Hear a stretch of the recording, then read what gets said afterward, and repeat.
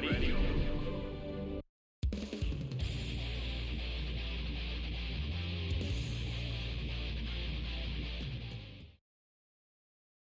Mankind. Duel 1. Let's rock. Counter.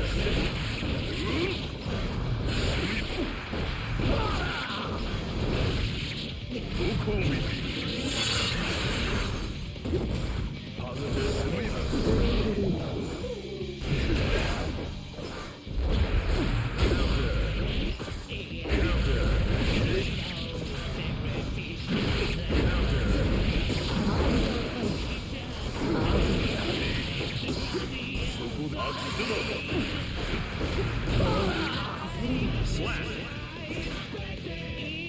Duel 2. Let's rock.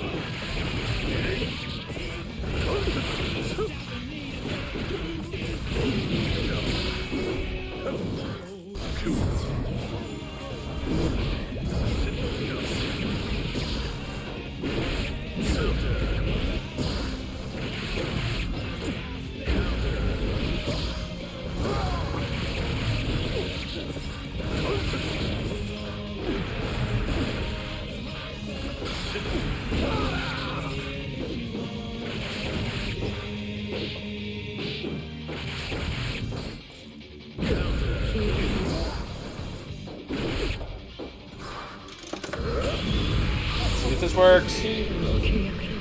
Nope, didn't work. Okay. Sorry about that. I should have done a quick mic check before I started everything. We're just going. we just went into it anyway. Rough start, but we'll take it. I was off to a good start on that one. We'll go as we are. Duel 1. Let's rock.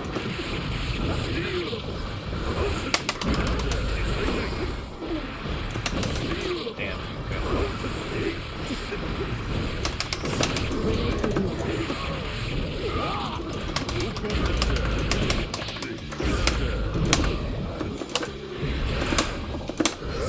Damn. Go. Whoop.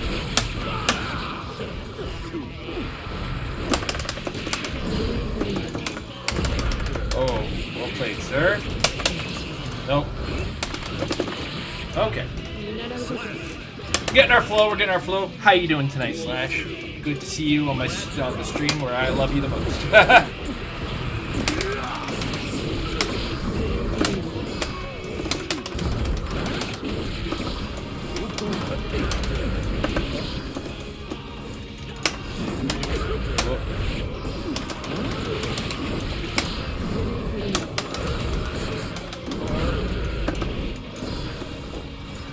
I don't know why, but something feels a little bit more natural about having this character using a double tap on the...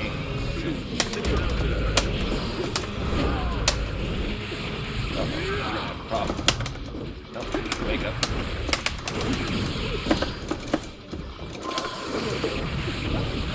Interesting.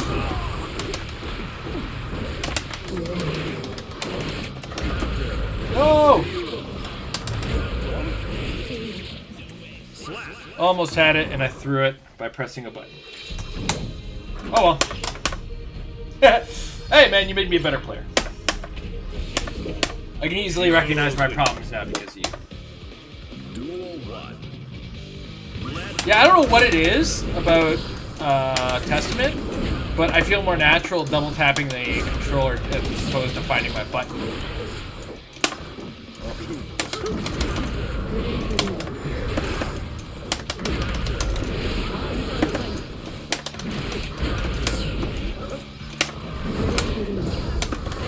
Oh!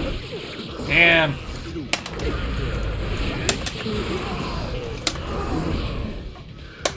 Yeah, it's weird. It's weird. I think it's because of the way Eno dashes, though. It's not a natural, like, dash.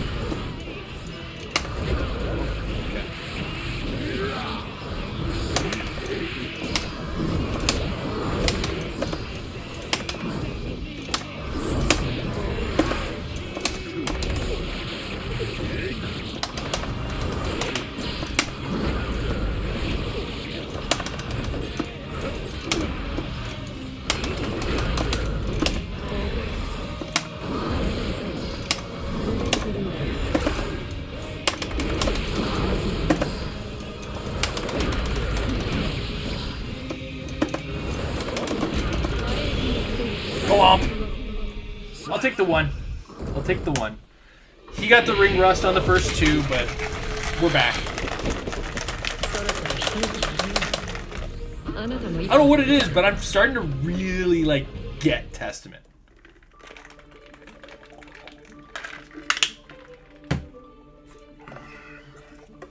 I blame Romola. Because she's been playing Testament a lot. So I've been watching her. Really starting to like the bird a little bit more too. So I still love the teleport. And my goal today is to see if I can't combine the teleport with some more grabs or some more throws. Yeah, it does make sense.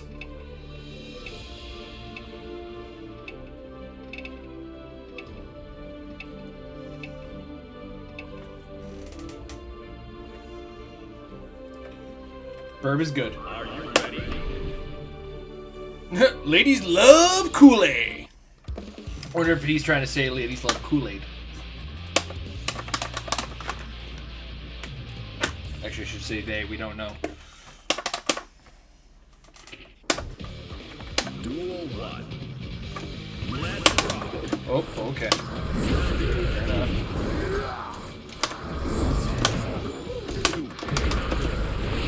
I missed the first one, and I shouldn't have gone for it on the second one. Okay. Typical Nago gets me on the wall. Oh.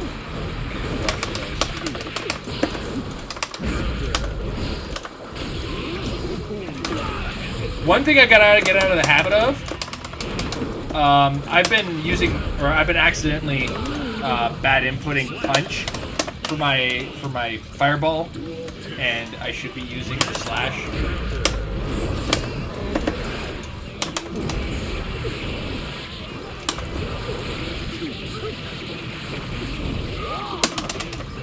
Really gotta be using my burst a little bit more.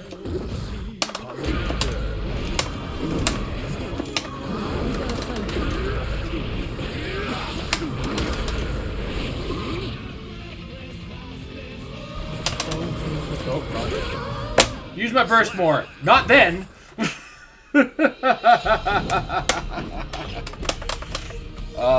We can't stay here. This is Nago country. Duel 1. I pressed a button.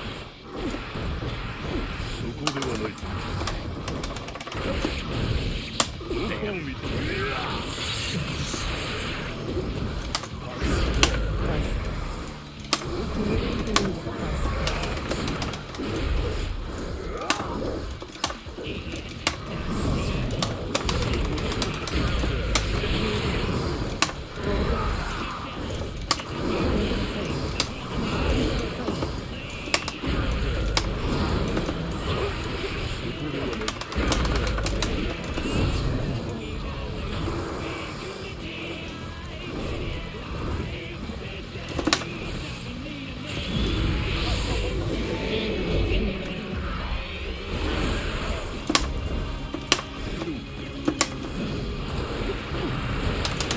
No. It was close. It was close. But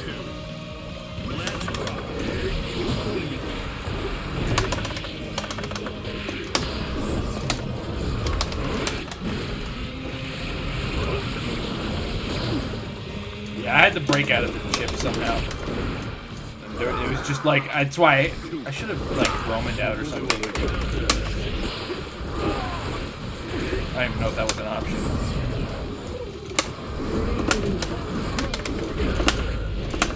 I'm back. Okay.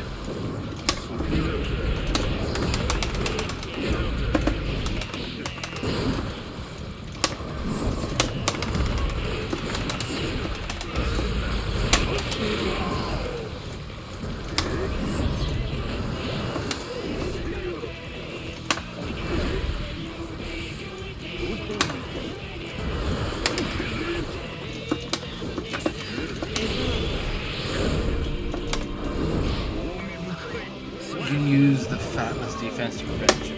Right! God damn it.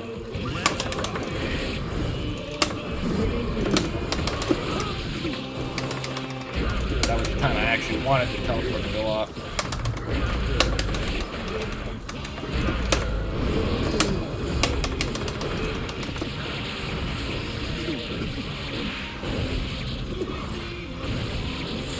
I understood what you're saying with the fatness defense.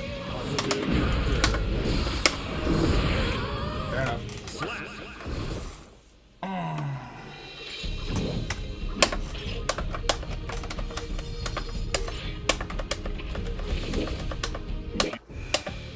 Okay. Duel 1. Let's rock.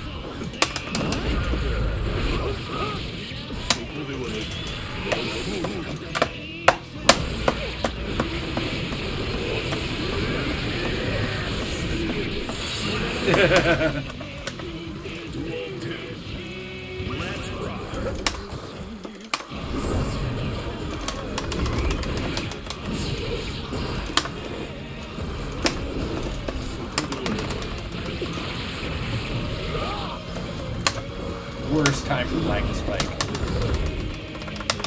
What the fuck?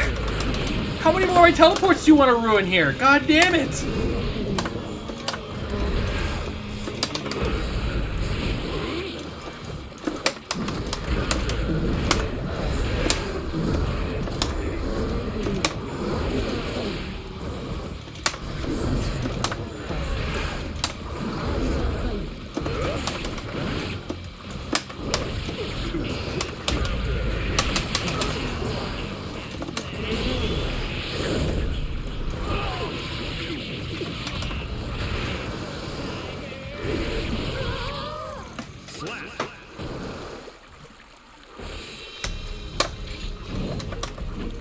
Got Nagoed. It's alright. We still got a lot of learning to do with Testament and familiarity. Like, literally the first Nago I've come across since the character came out, right? I think I played mostly Testament mirror matches. Oh, the Faust left.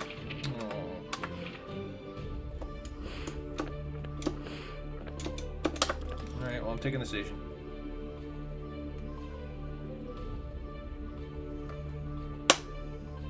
Are you ready? Ooh, a chip. The first week we're actually going to be playing against other people, so. Other characters, sorry, not other people. I'm playing against other people. That's all we do with this game. Let's rock.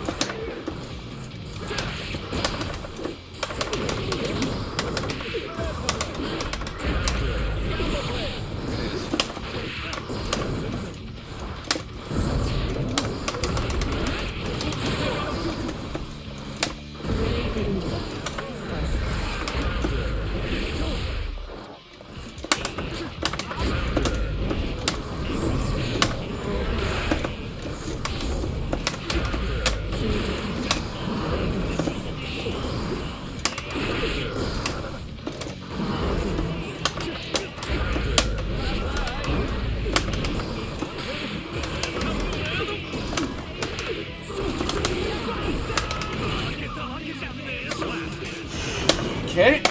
I don't want to talk about how much health I had. Let's just move on.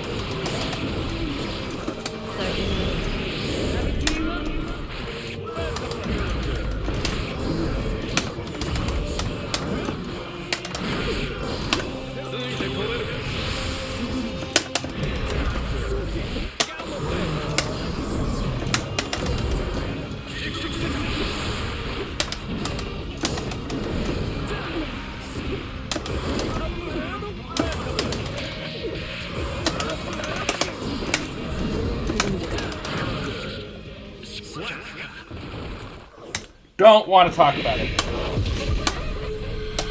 I pressed a lot of incorrect buttons there. But we got there. Let's rock.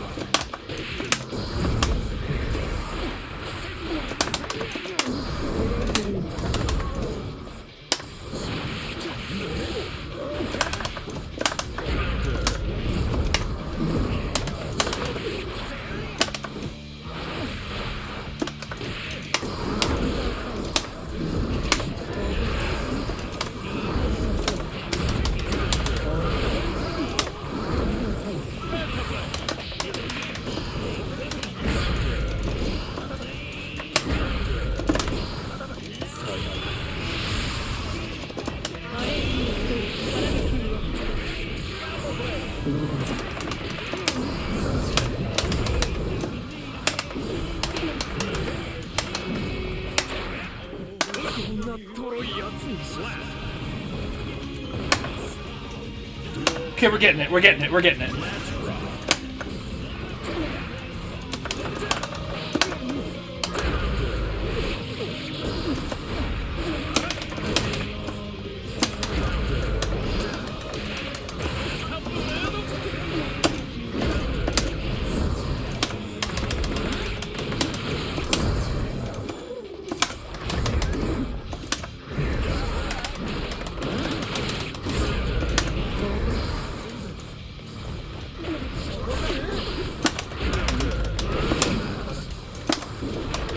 I wonder if it's more of a question to him, but like I'm outmaneuvering him at times.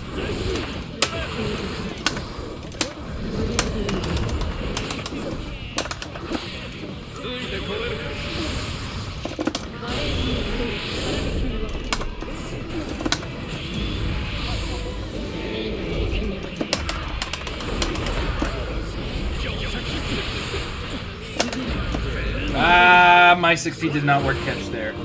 We're good. We're good. We're still good. Let's rock.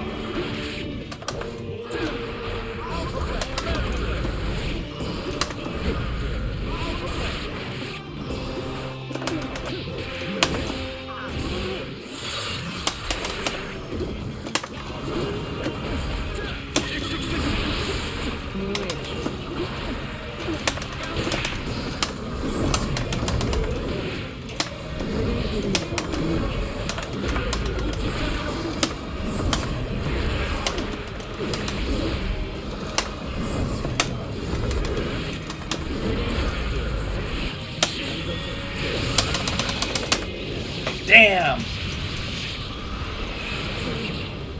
Slap. I guess you caught on to the fact that I was catching his maneuvers. Alright, let's go. Duel 1. Let's rock.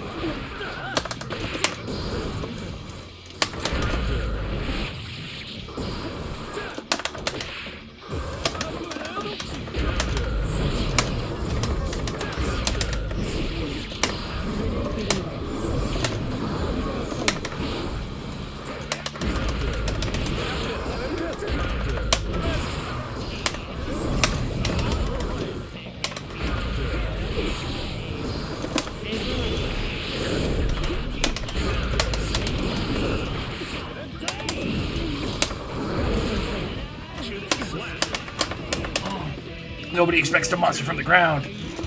Beware the tremors. That was not the entire I wanted to be. Nope.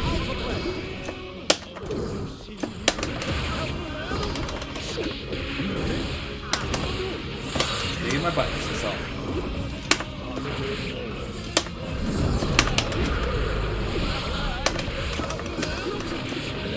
Okay. Okay. Duel 3. Let's rock.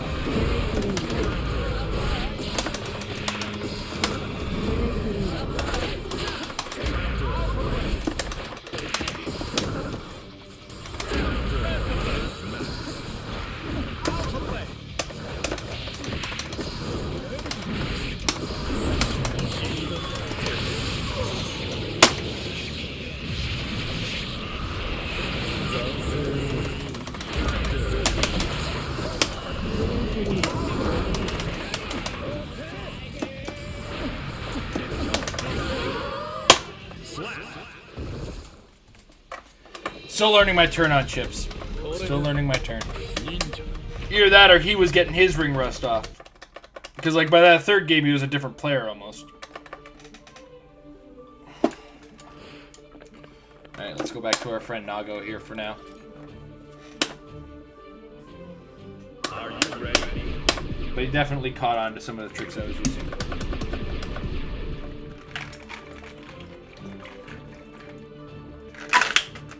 It's alright.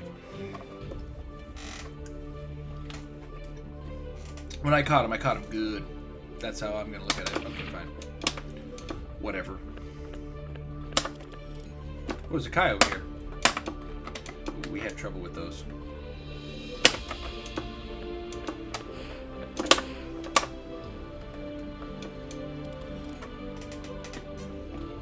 Are you ready?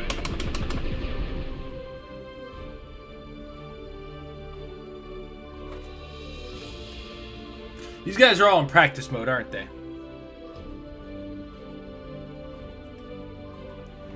Like they're all sitting there in training mode, just not seeing that the option button is a thing.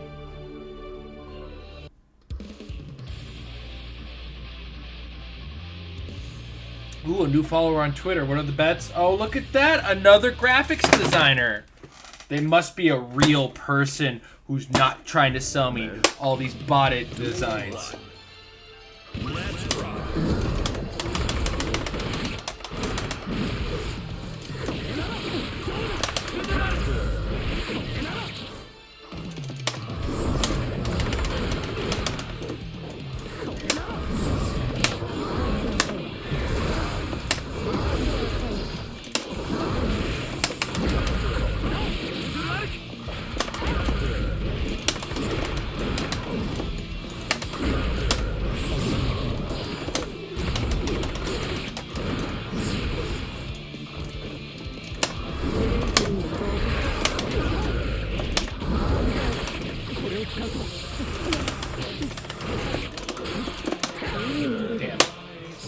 That's another thing Nintendo people test fighting tube because test the grip, free grip, one air dash you.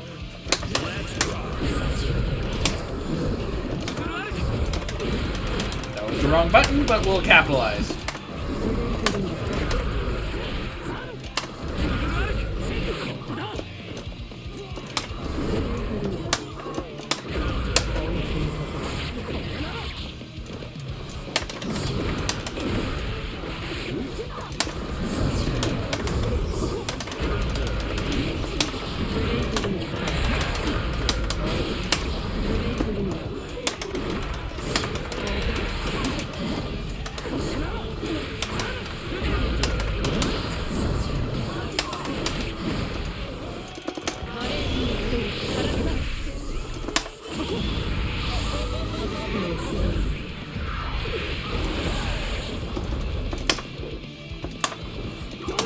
Oh, what? Wrong button. If you see me doing that, warn me.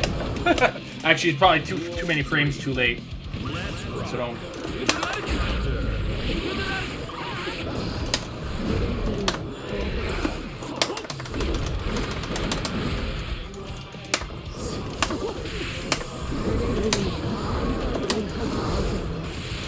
Just a second, I think.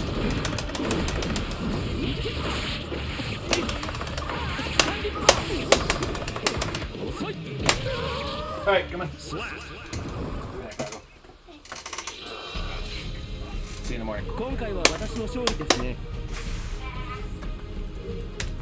Whatever it is, fix it. My backpack didn't attack me, you attacked it. It was happy to be standing there where it belongs.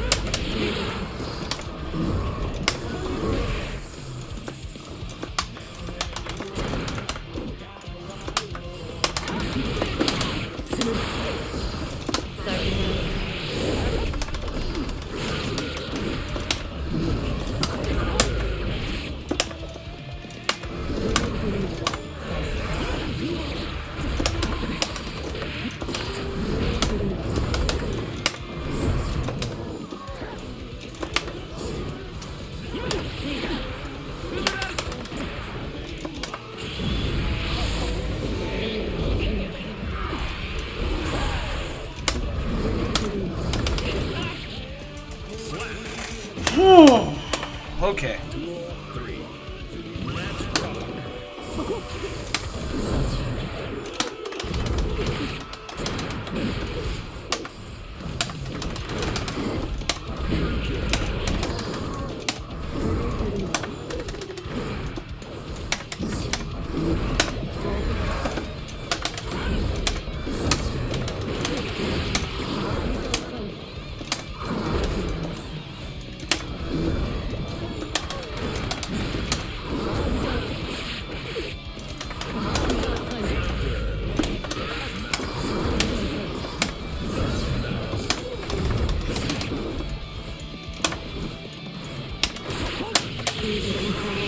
First, catch it.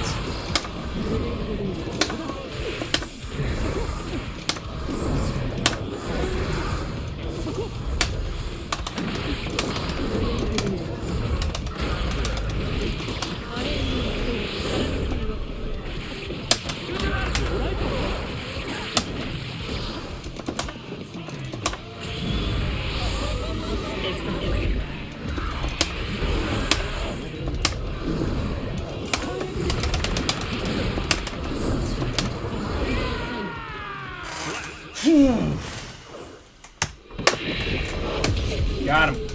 Got him. You definitely followed the shielding quite a bit where it counted, so good on him on that one.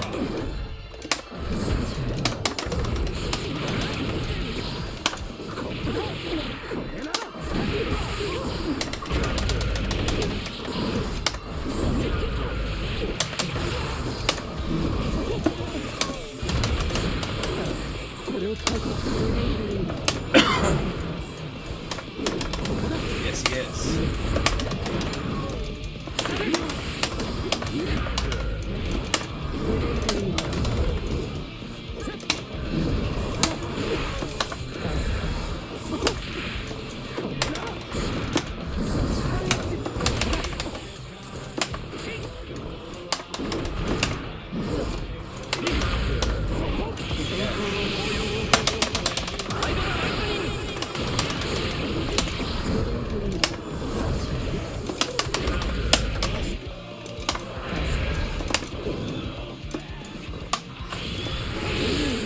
Was a little too low on that air dash.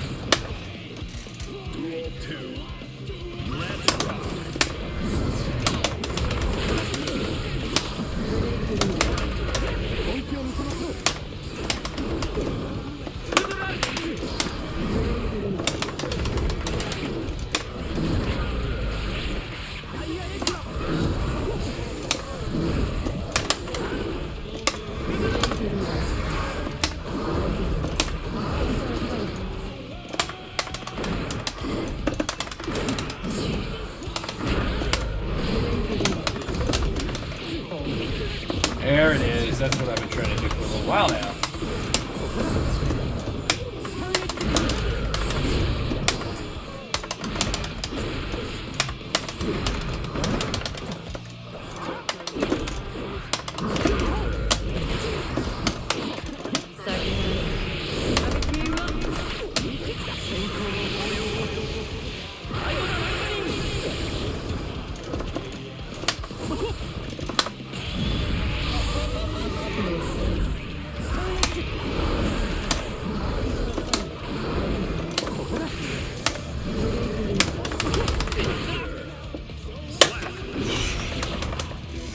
I was like just past his fireball on that.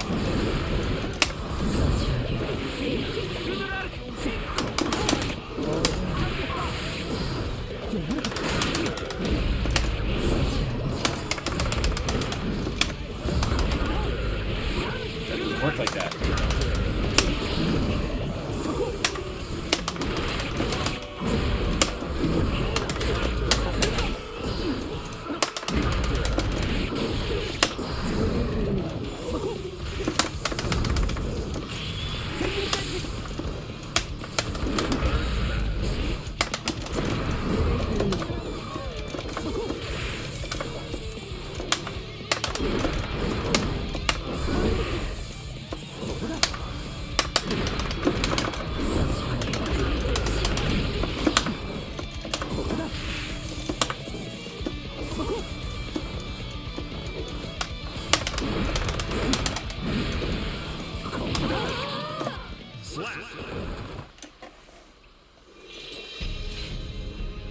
Like, I want to be mad about that, but I don't think I can be mad about that.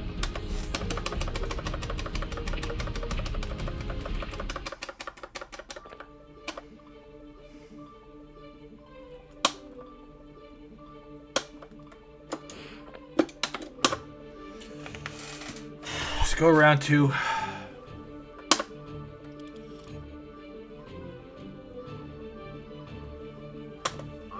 The part that gets me is my super not going off. But I was a little bit too...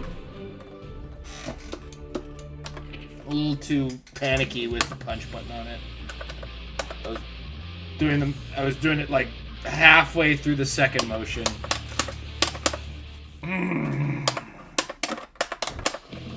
Duel 1. Let's rock.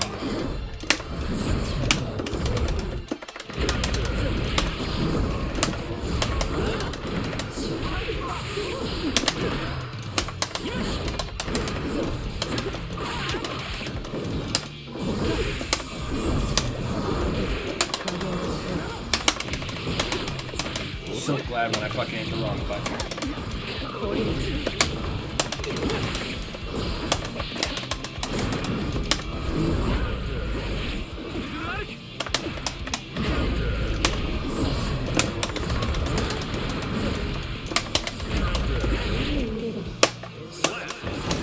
Well, we had an errant burst go off, so... Let's rock.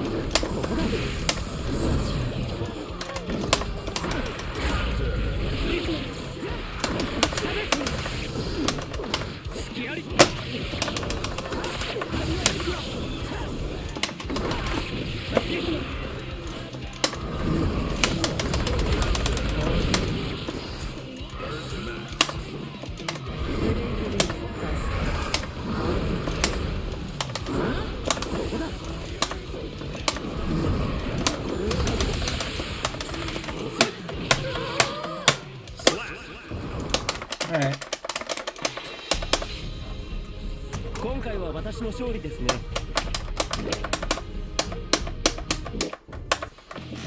Duel 1. Let's rock.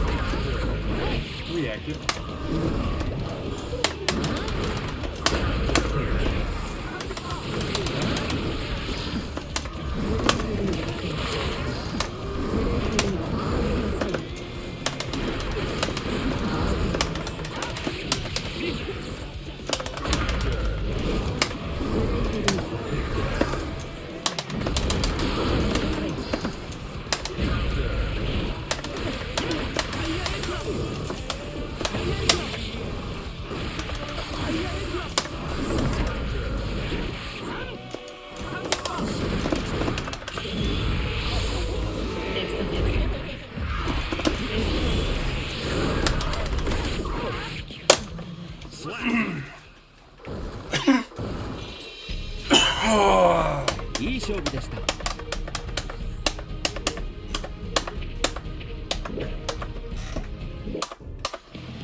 Duel 1.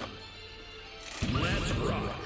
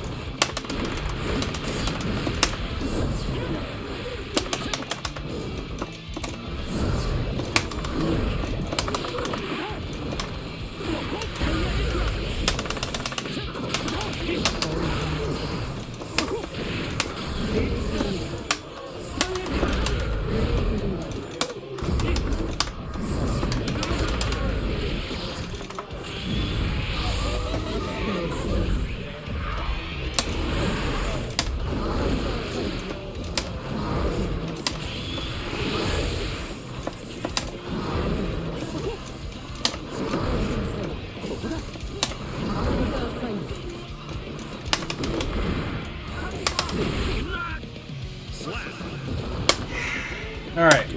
Counting my patience. Let's rock.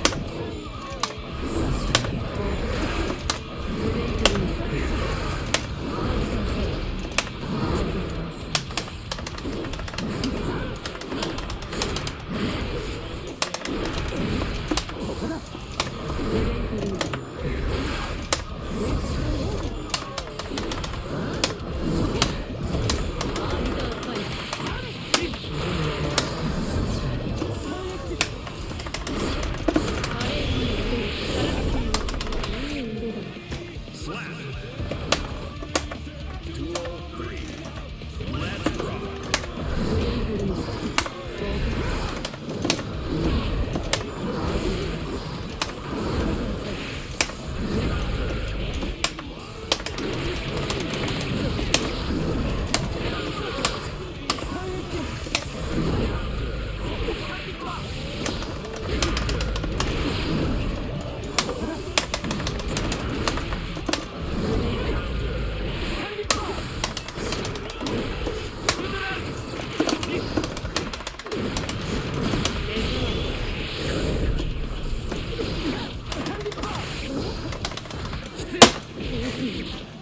Slap.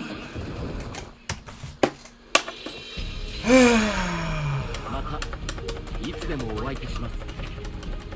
That super doesn't work on Sky. You can just jump out of it like that.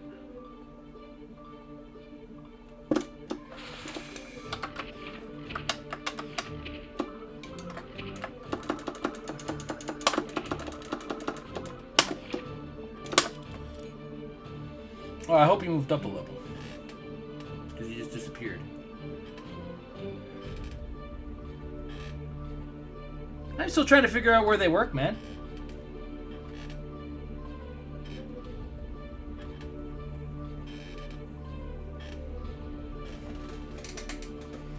It's all part of the hard learning exercise. Hey, Rick 90.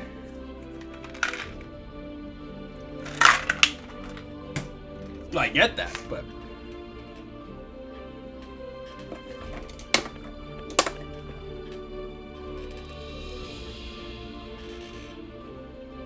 Are you ready? Hope work's treating you alright.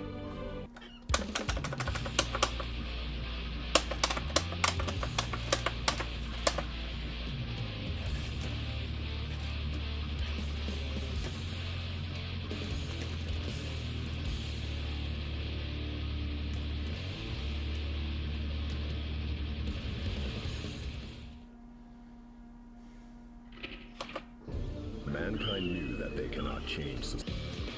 Duel 1. Let's rock. Ooh, that's low.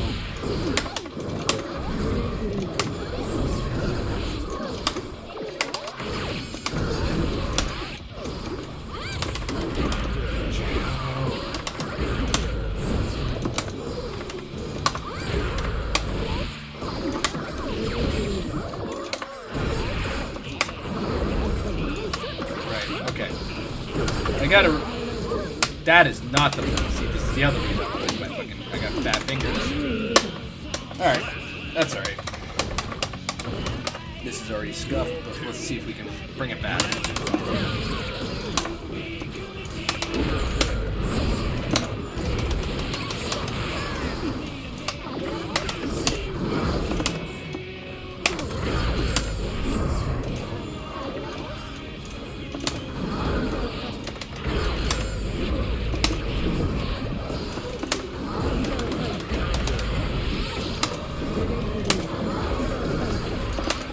Wrong button.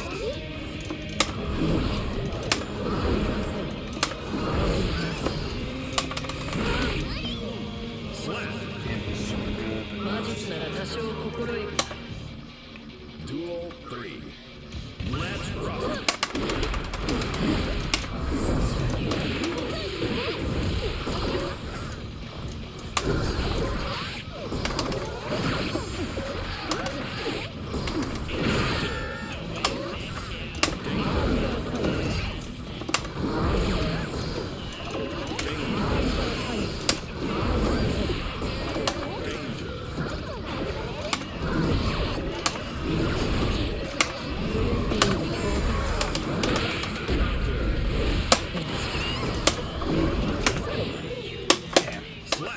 It's been okay. Relatively alright day, nothing really to write home about. Nothing bad, nothing good, which is probably the best way to have a day. Duel 1. Let's rock.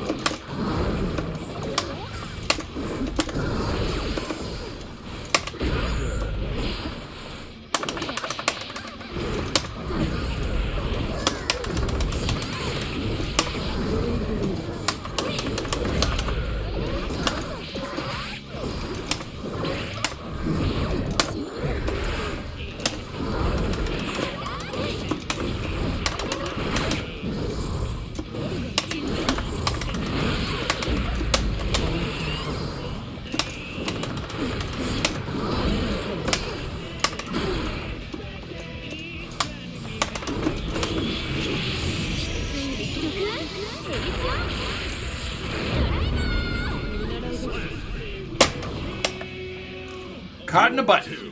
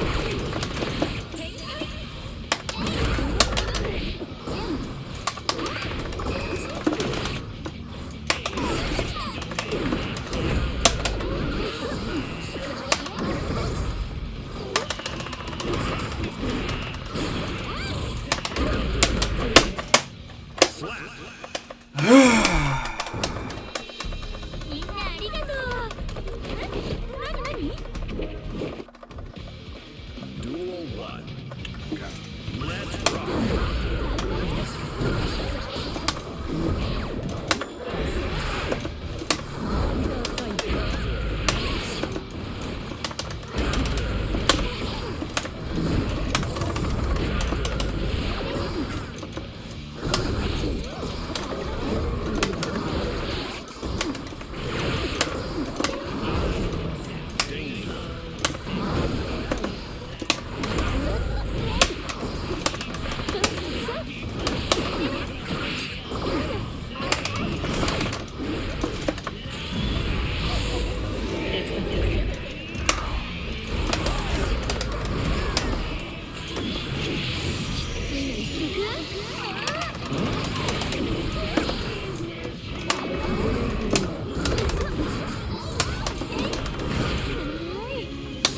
Alright. Sort of finding the legs.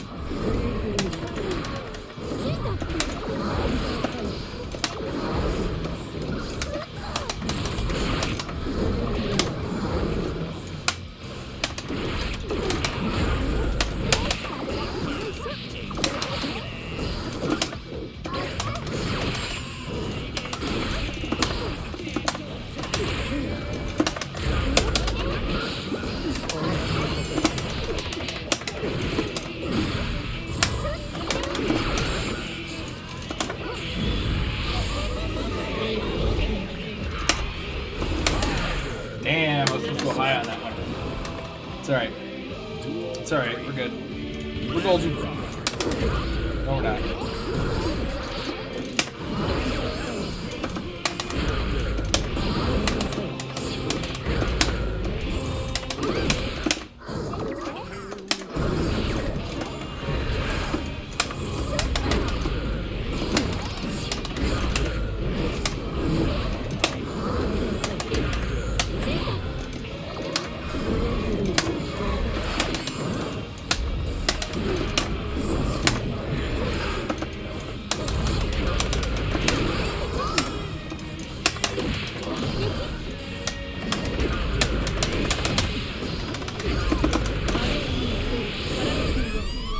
There it is.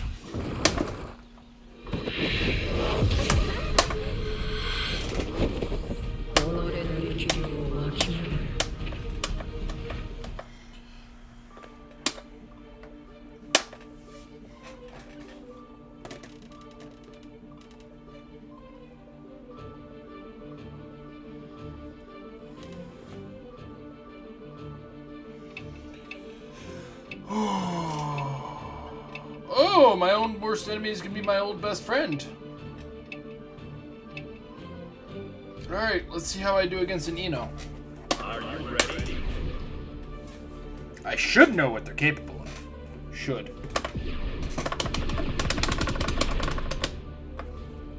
Oi, bruv!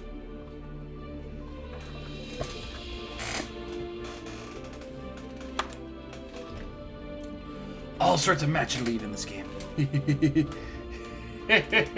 Eno's pissed that I haven't officially dropped her. It's only the second stream I've used Testament. It's not my fault that Testament is slightly less chaotic than Eno is.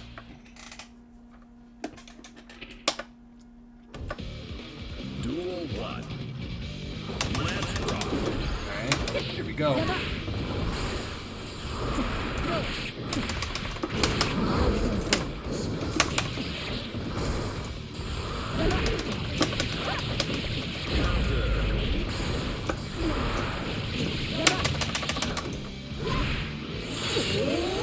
Okay.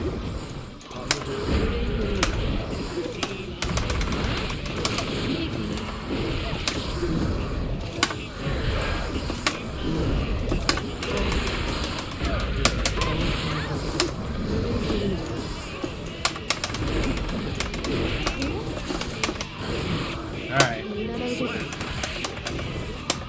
Nelia! You bitch!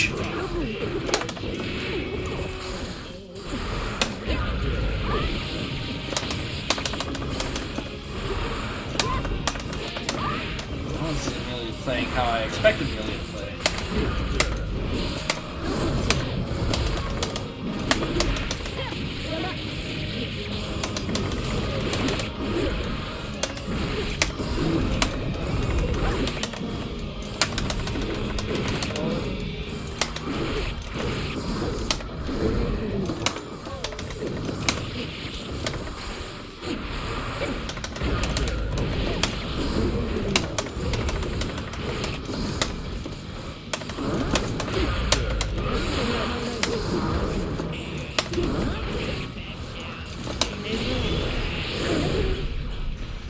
Then as good as you think, some described as I think fits as Arbiter's a layer 3. Is Arbiter the one that like drops the worm?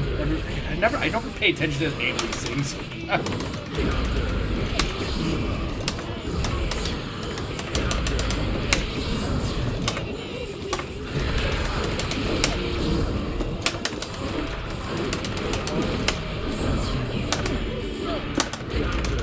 Okay, yeah. Yeah, it is where it is for certain characters, like, or, you know, certain strategies. It's a good counter, like, if they're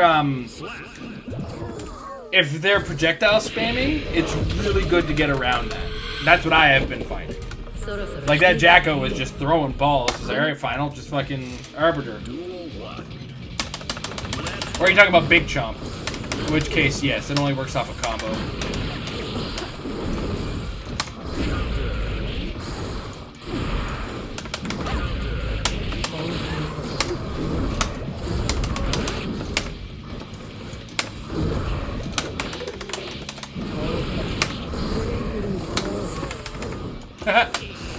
Got them second guessing themselves.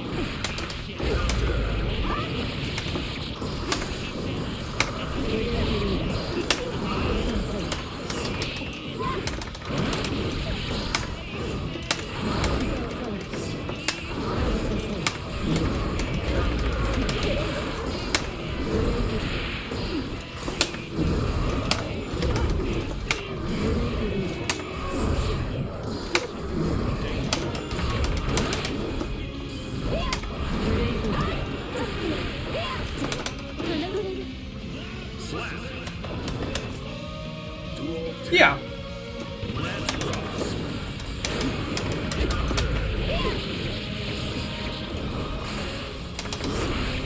I guess we're saying the same things, we're just speaking a different language. Don't worry about it. I understand what you're trying to say, but I feel like you're kind of overanalyzing what I am saying.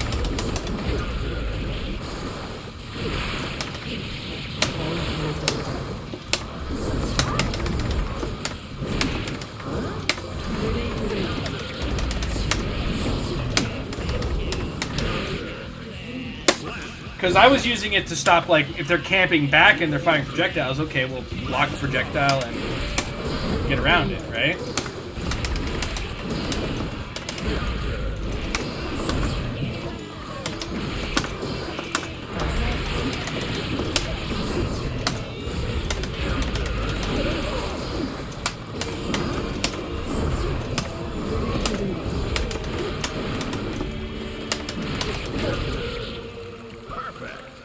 He just wanted to move. And I'm confused by that. Sorry, I say he, because I assume all fighting game players are he. That player just wanted to dance.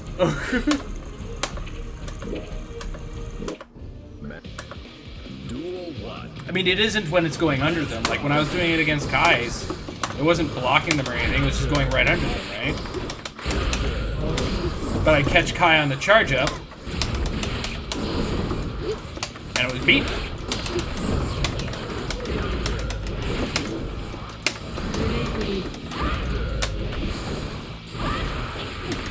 Oh, you're just strictly trying to catch me on the mix-up. I see how it is.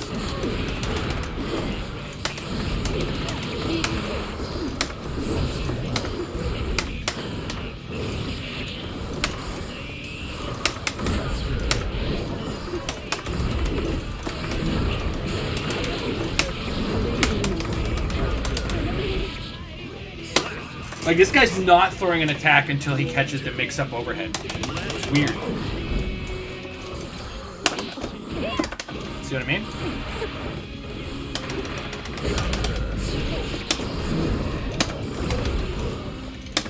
It's almost like somebody turned around and was like, if you want to learn Melia, you must learn how to move. And that's all he was allowed to do today. If you catch mix-up, then you can move.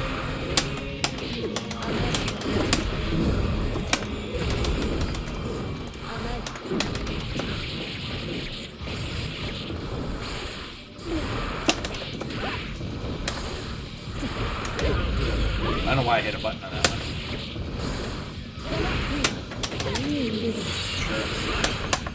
I myself get cornered on that.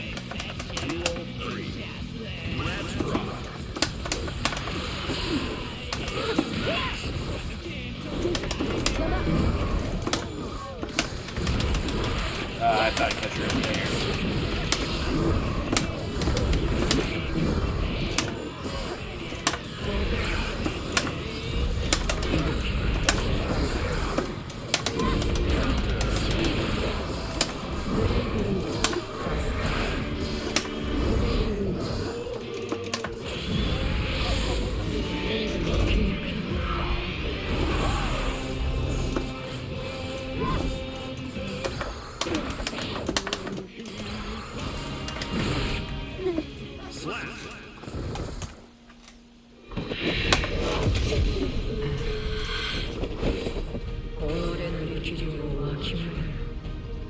Respect to the movement, but throw attacks in there.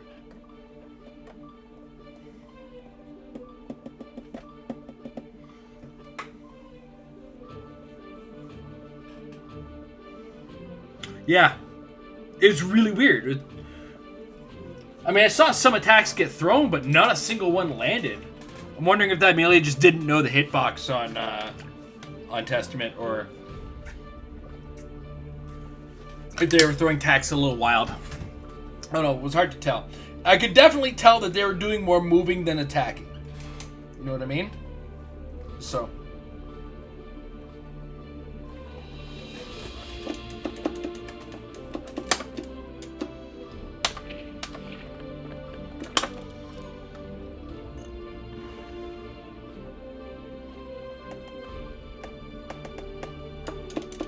Somebody's connecting to me.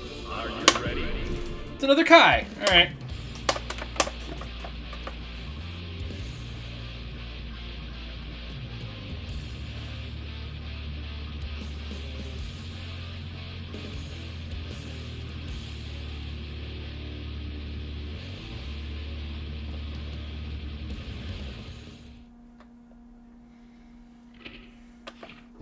Mankind music. Duel 1. Let's rock.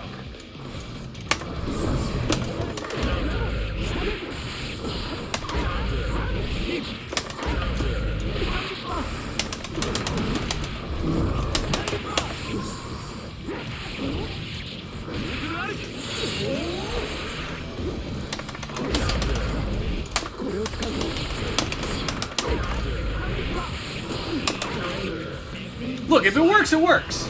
Duel 2. Let's rock.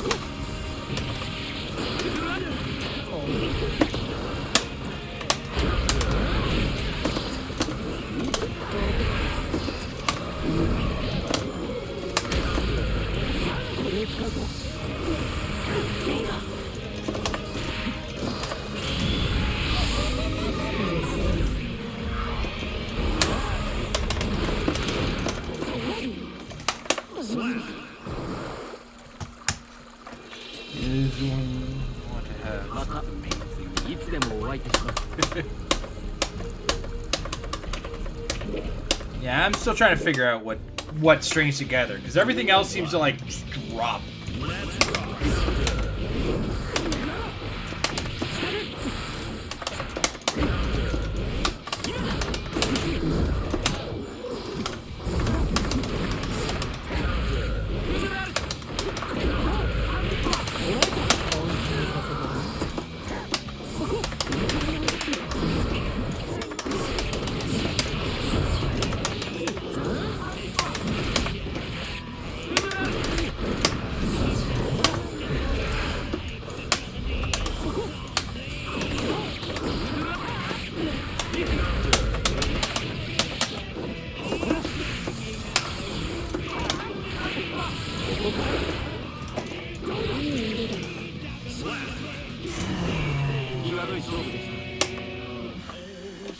2.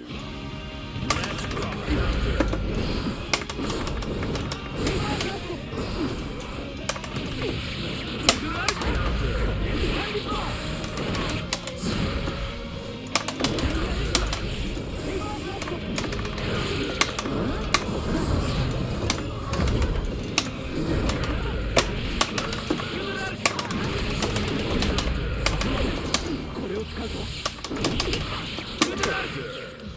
Slap.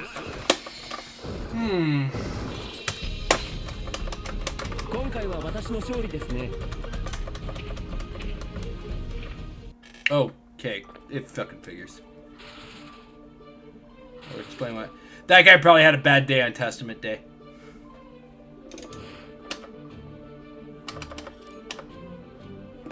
I think I got another Jacko coming up, though. Or not.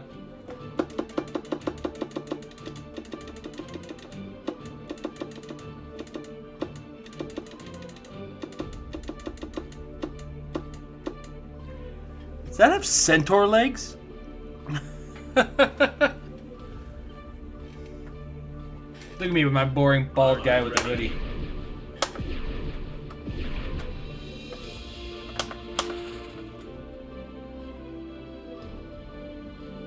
That makes sense. Kick sweep, great. You've told me about the kick great sweeper, and I can never get that one off. I don't understand it.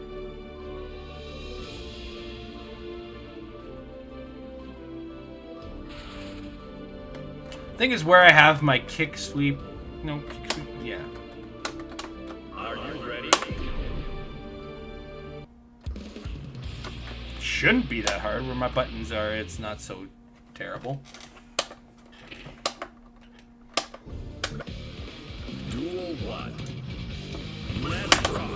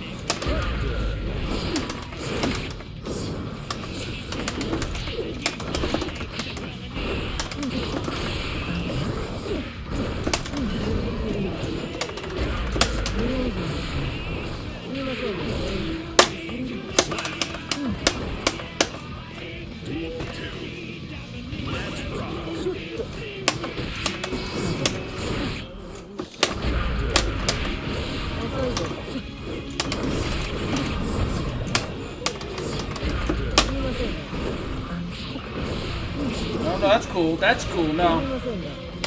Fuck it. Sometimes my block just doesn't fucking. Okay, well that was a hit, but.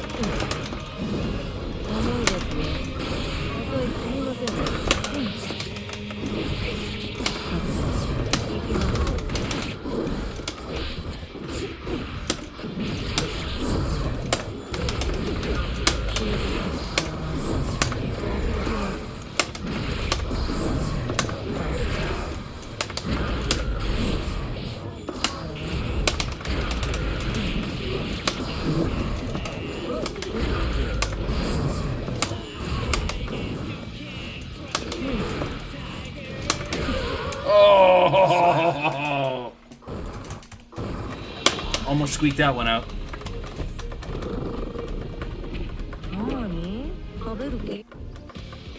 Duel 1. Let's rock.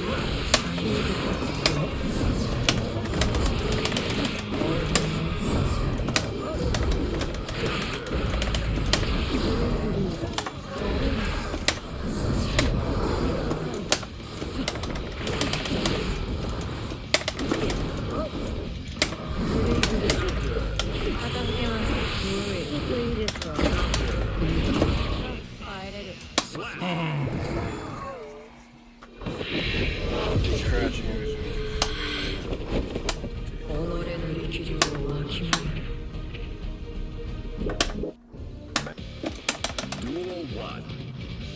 Let's rock.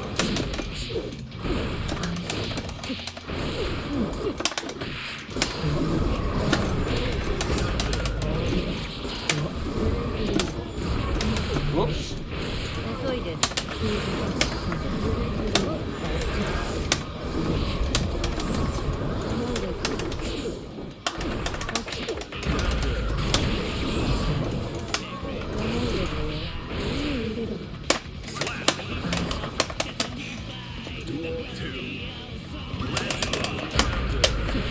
Probably can't do it right out of the fucking gates.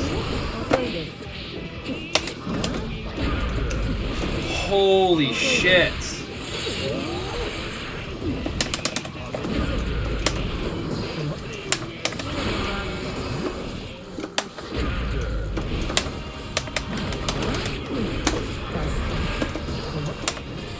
I mean, it comboed anyway, but...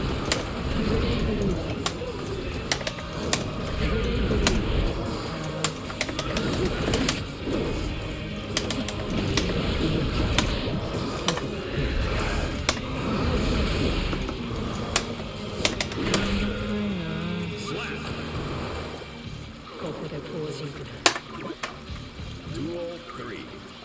Let's rock.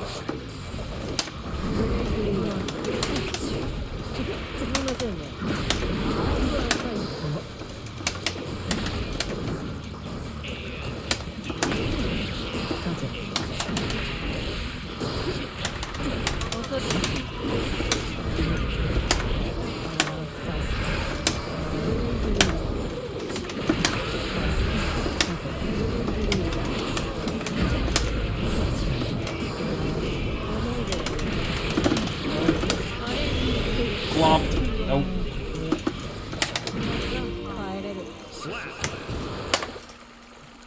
I found my legs eventually. そろそろ一息入れよう。あなた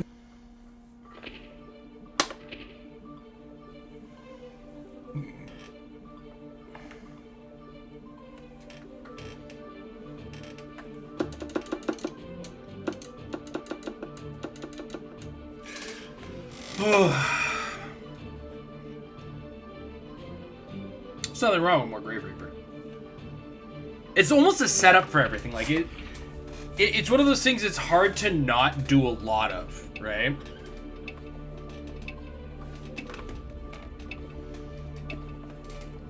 So you got a Grave Reaper Crow, Grave Reaper Teleport, Grave Reaper do that, Grave Reaper do this, right? Grave Reaper end your combo. Like, what other options do you really have other than to fucking send that little fucker across the table? The board. Fucking stupid tabletop gaming. Mankind moves. Alright, let's see if we can get this Nago matchup figured out. Let's rock.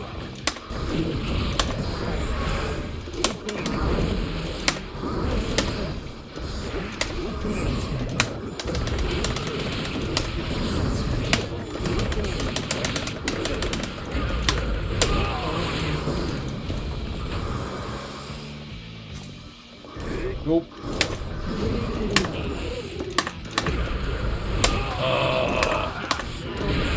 The bird saved me. Go bird! I almost fucking threw that one. Let's rock.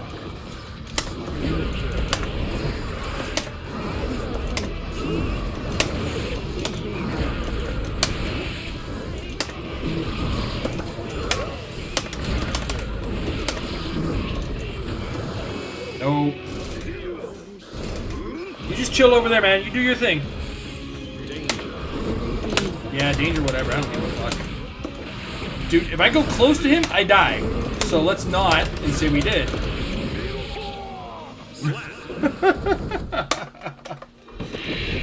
Dude, is Nago in full, like, paint me like one of your fucking French women pose there when he dies? I didn't even catch that.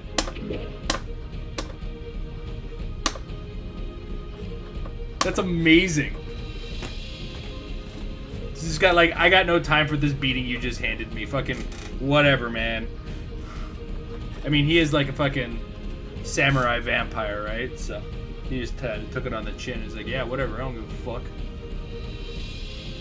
Really? You're just gonna time me out? Is this like a timeout troll? Is that what this is? Is this something that people do?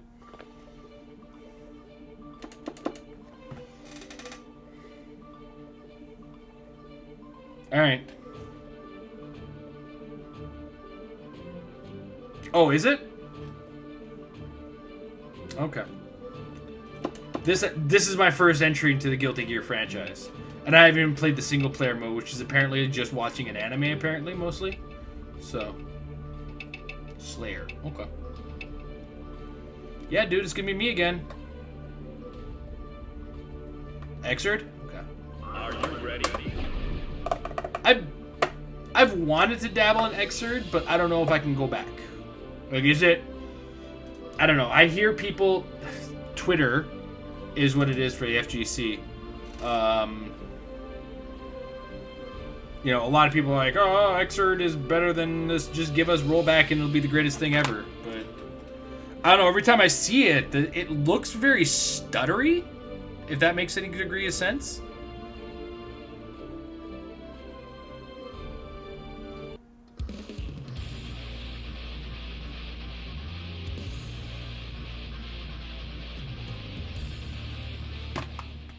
I think I watched Moist Critical play it, and he spent half the time watching anime cutscenes, kind of like when we were playing Berserk.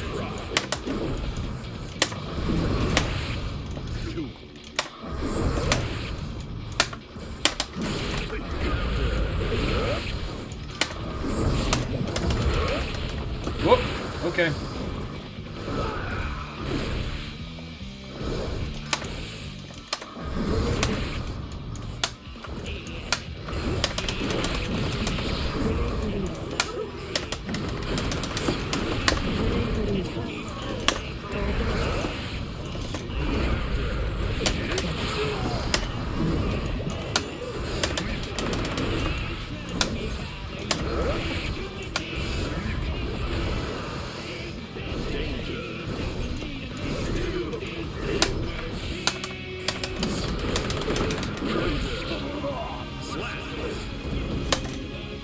Very passive Nago, right? I'm not crazy.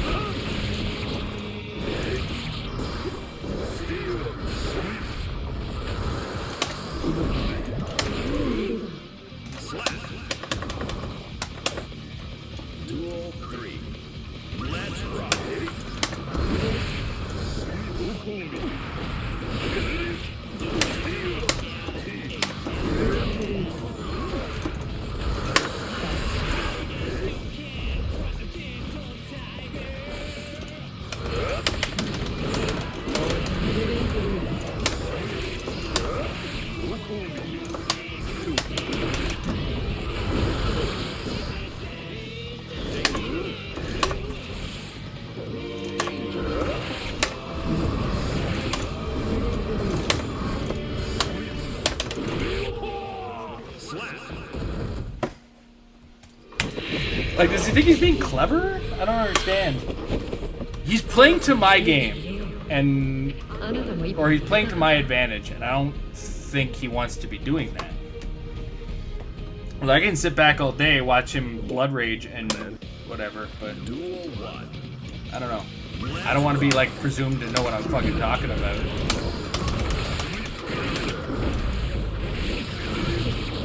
Oh,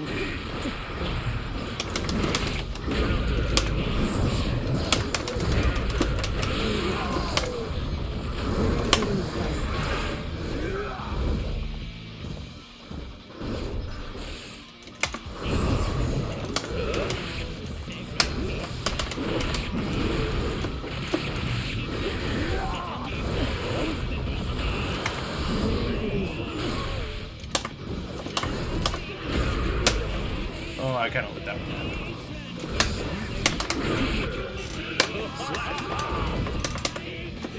Duel 2. Let's rock.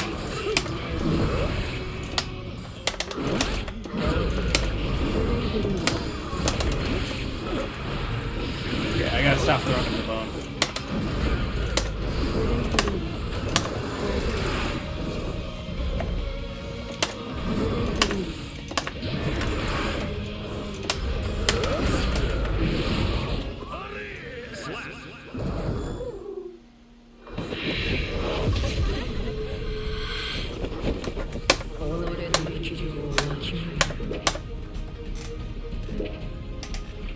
Yeah, he's not happy about this.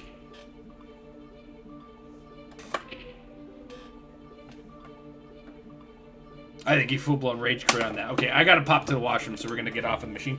I'll be right back.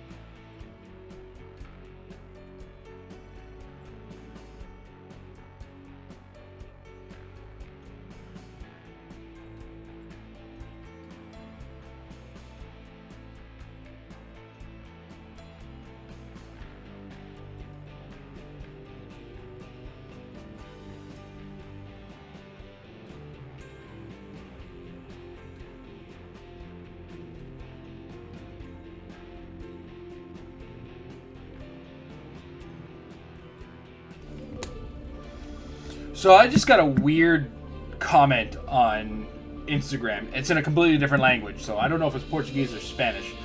But the words were, a ella le gusta pape te adoro, soy como un bebé, no soy normal.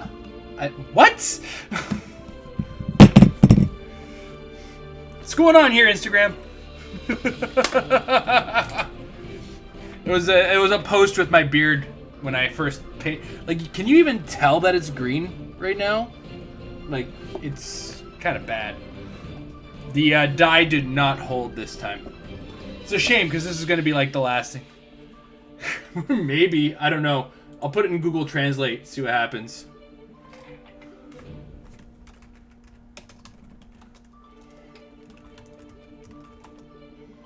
Like, the blue might be showing... I have a light that has kind of a yellow tinge to it, so it might be throwing it off. But I don't know. Either way.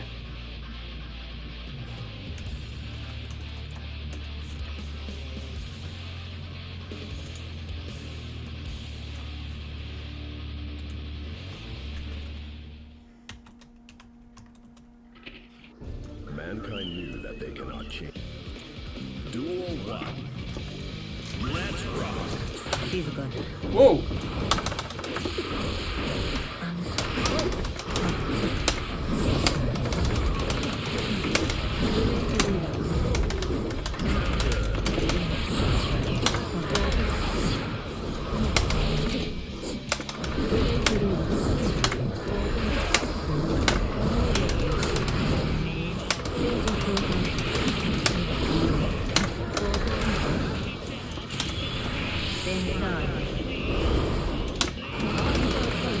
Go. 魔術なら多少心得る。 Duel 2. Let's rock.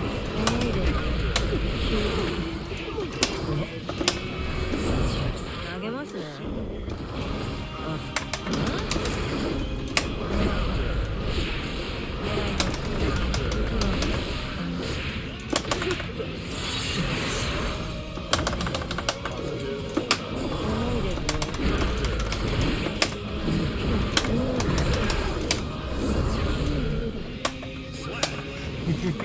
Right? Since when have I ever been a ranged combat guy?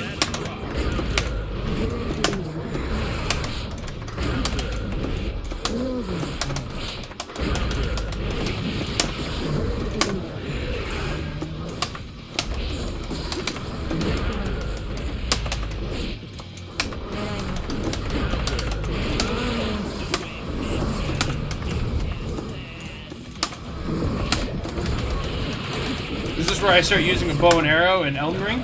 Yeah, right. Never gonna happen. That was 100% the wrong button. That's alright.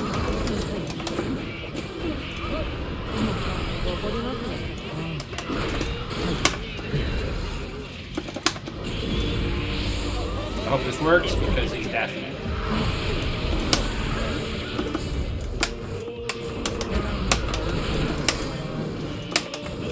Come on.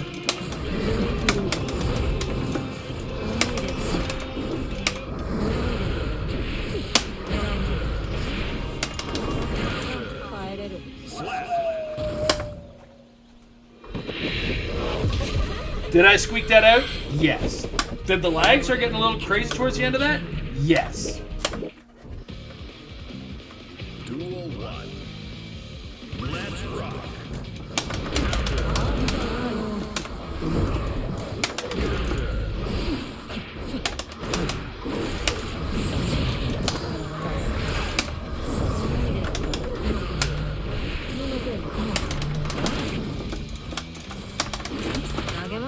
Fair enough. 動かないで。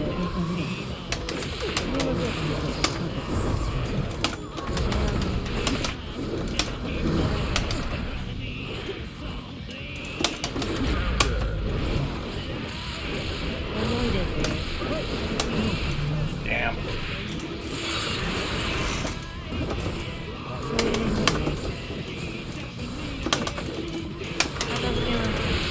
Alright, yep, that happened. Duel 2.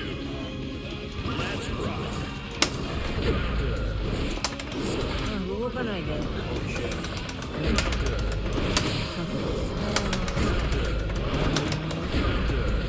Duel 3.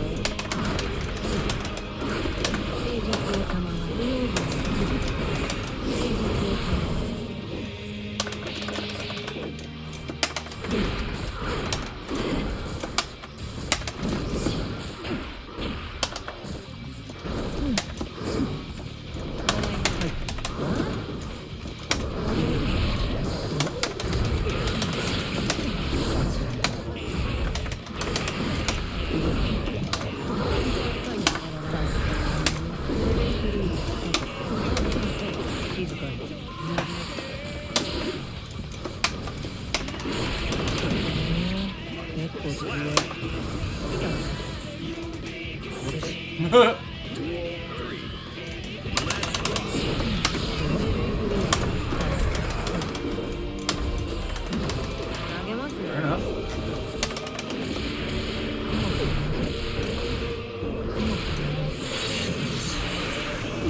Alright.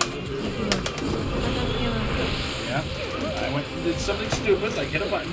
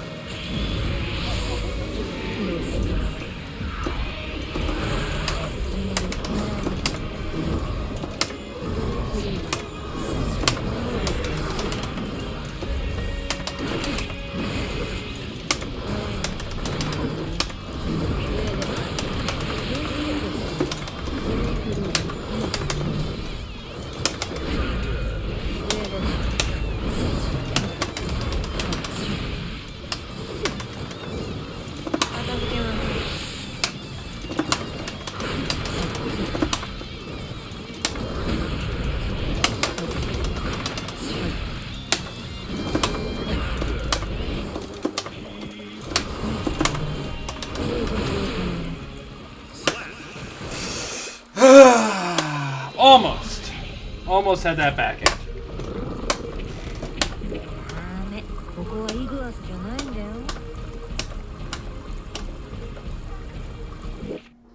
Mankind Youth. Duel 1. Let's rock. What? Oh, come on. Alright, that's gonna be one of those, I see.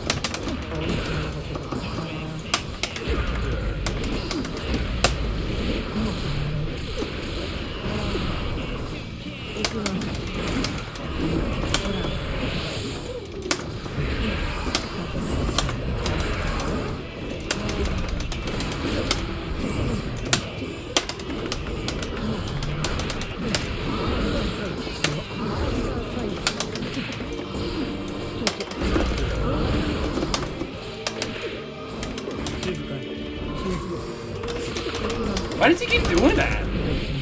Like, he keeps Roman canceling out of throws, and I don't take any damage when he does that. What is that? Like, he had that win. He had that win, and he Roman canceled out of the throw.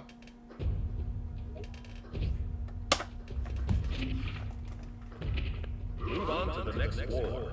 I'm so confused by that.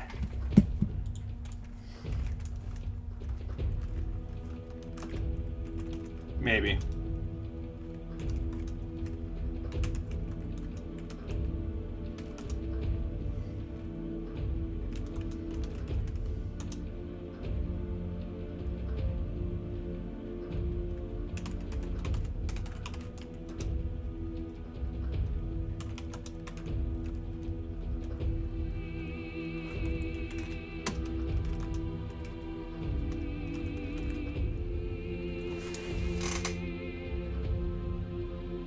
I'm gonna have to block this guy.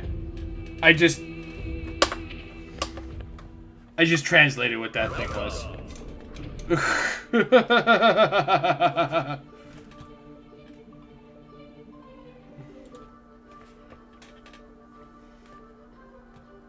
The fuck, Instagram. Get your shit together.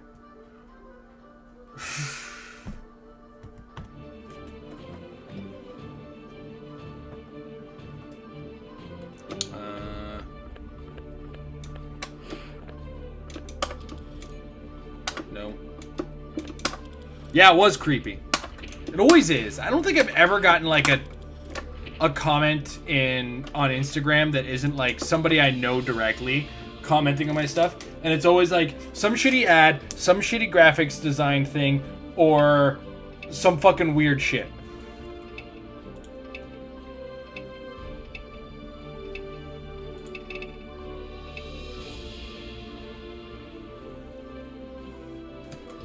Are you ready? Mirror match chicken.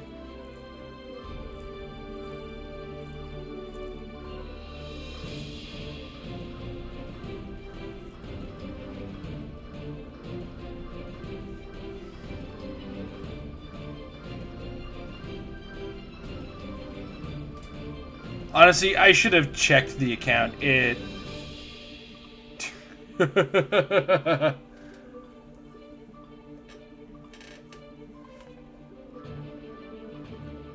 Okay, stop practicing your combos. Let's go.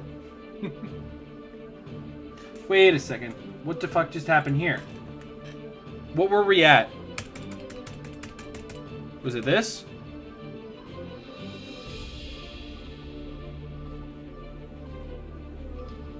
I hope it was this. Or was it this?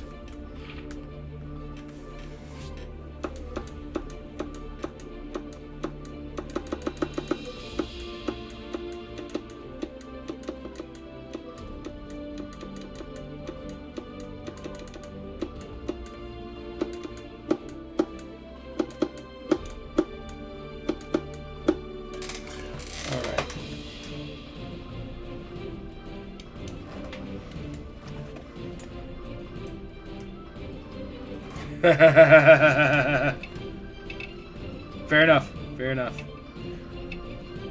Apparently Remedy's going to be working on a remake of Max Payne 1 and 2, which is interesting. I hope it's a remake and not just like a...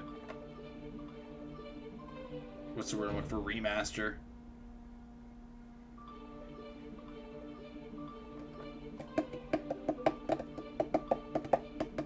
Are you ready?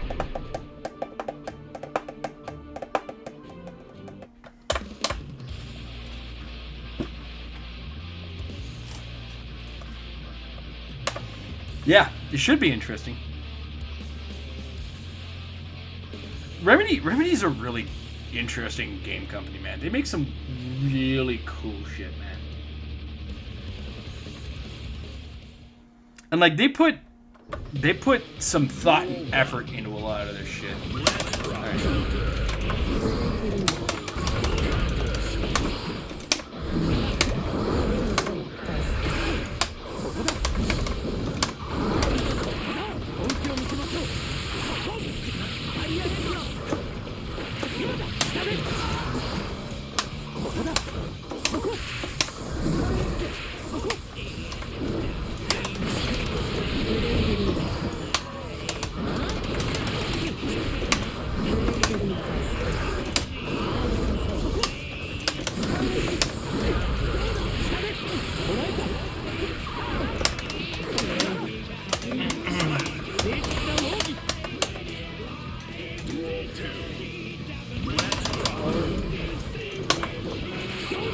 Not the punch button, Jason!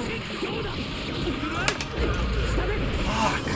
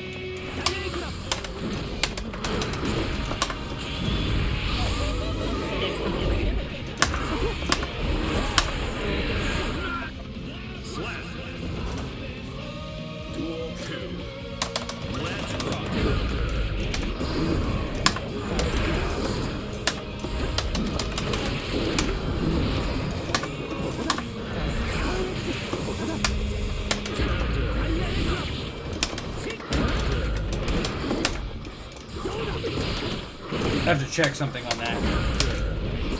But yes, I'm having the exact same kind of reaction that you are.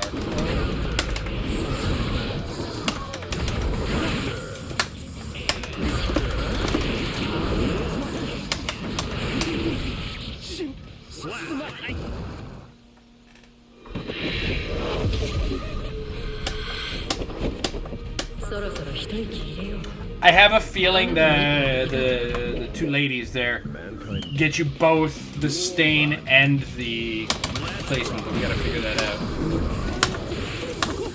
Damn.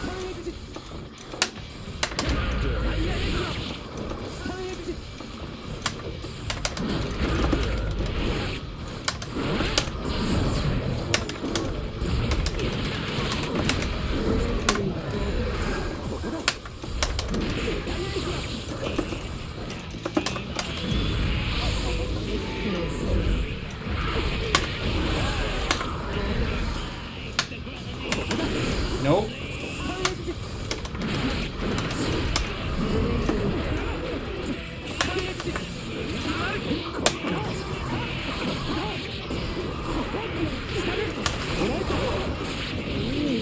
Fair enough. Duel 2. Let's rock.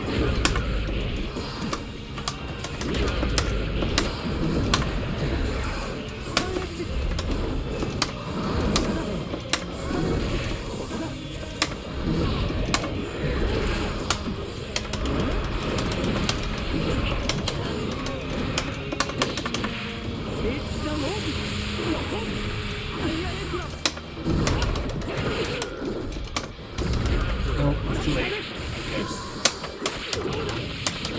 Okay.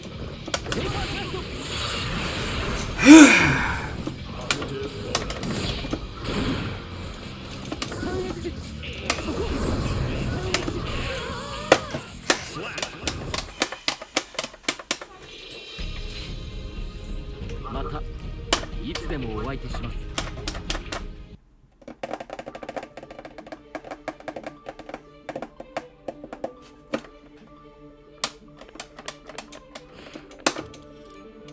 I hate Kai's the same way I hate all the swords guys in fucking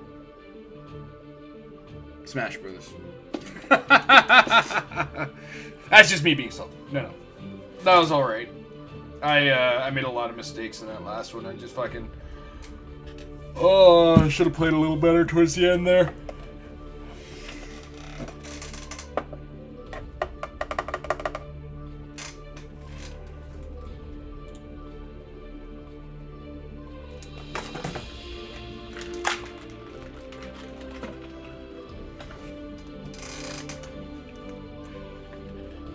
Are you ready?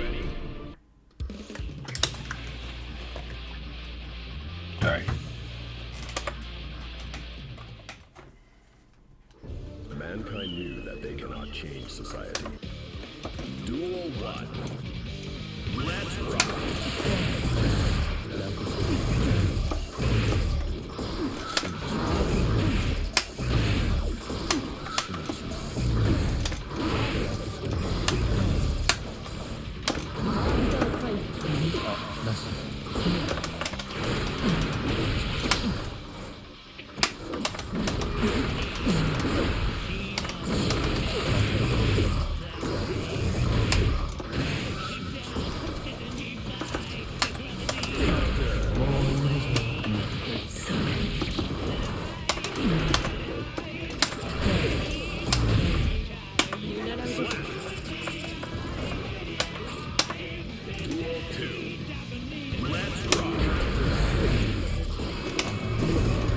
I fucking hate Abigail so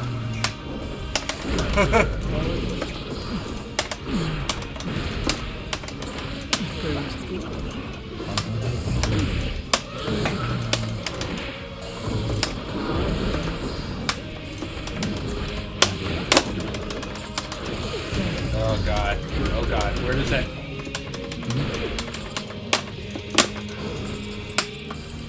Share button almost did me dirty.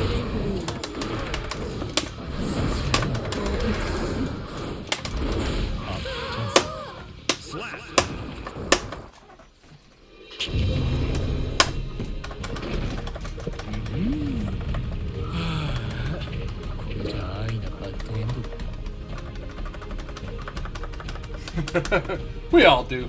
We all hate Happy. Mankind He does not make anybody happy. Duel 1. Let's rock.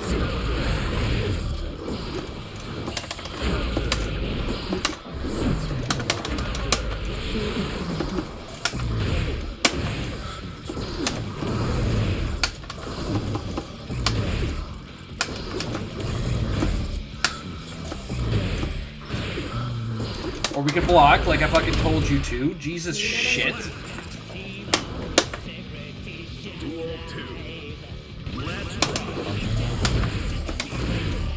Hit him with what?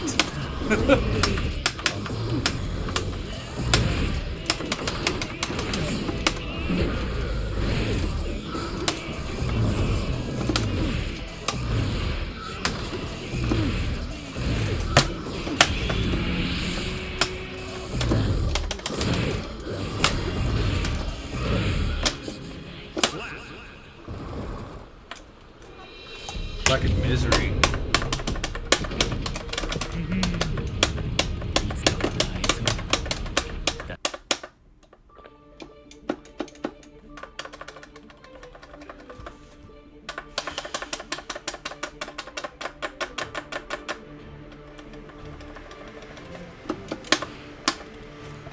Oh, when they move up a floor, they shouldn't kick you off of the fucking station.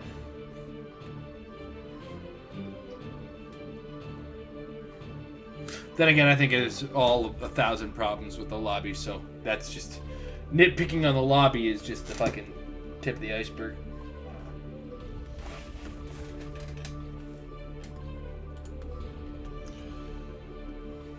Yeah, but I don't know, maybe it's me, but I can't catch anything in the middle of anything in there, man. I have to move forward to get anything. I can't go across screen with it fast enough. I don't know.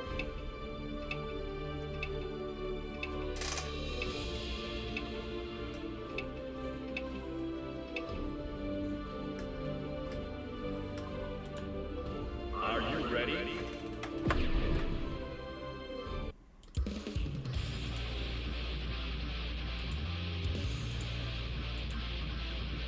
Hold on a second. Yeah, no, I didn't throw Reaper or anything in there either, so...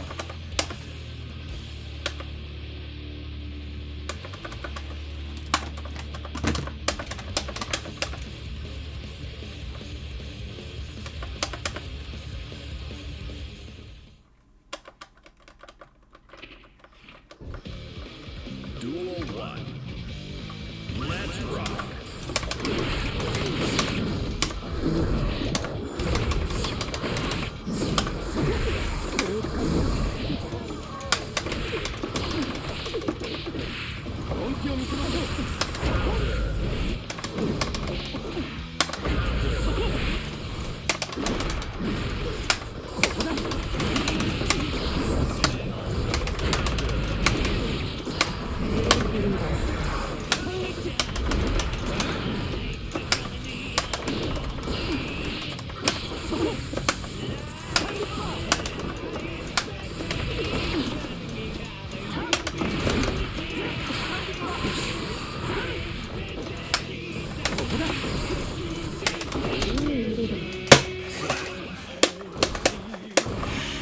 I swear to God, I felt like every button I was pressing was doing nothing.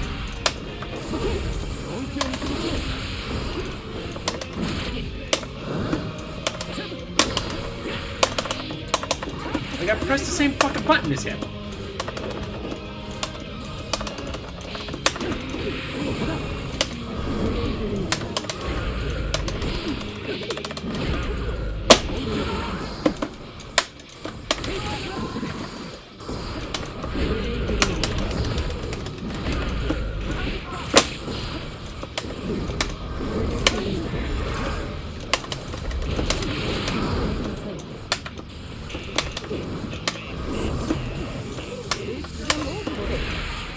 Wrong button on that one. I was supposed to teleport on that. またいつでもお会いいたします Rating update. That was a brief second that I spent on the 8th floor. Move on to the next floor.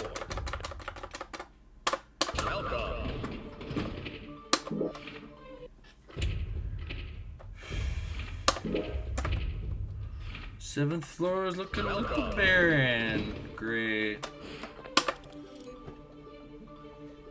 Yeah.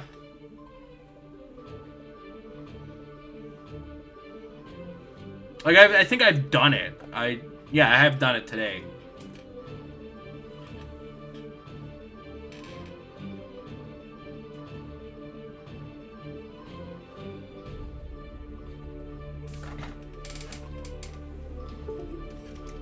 Sorry. I'm gonna try something here.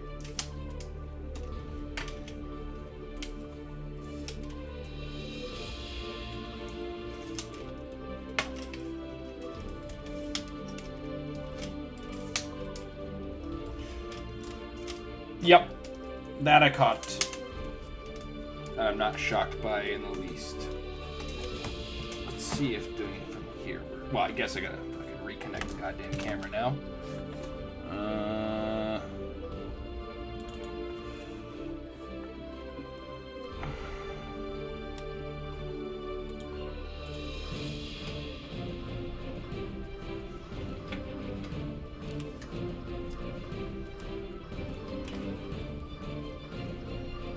There we go.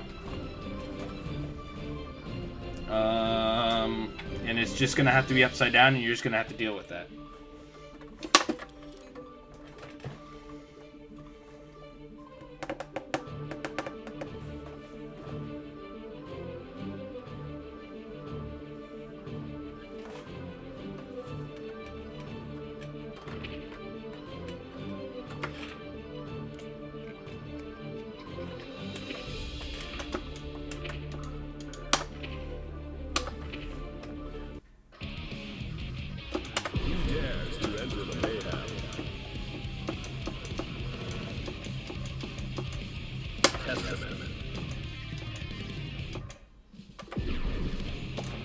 So low.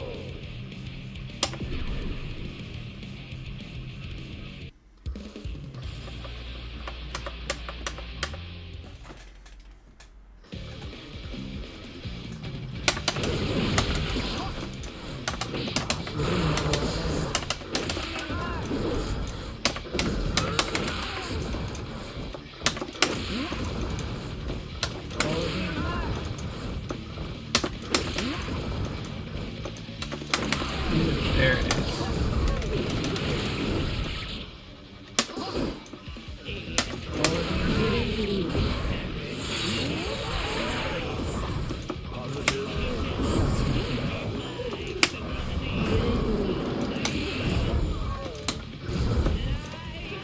So if we go...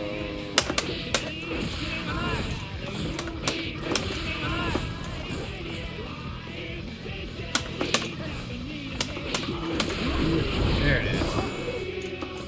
You said slash.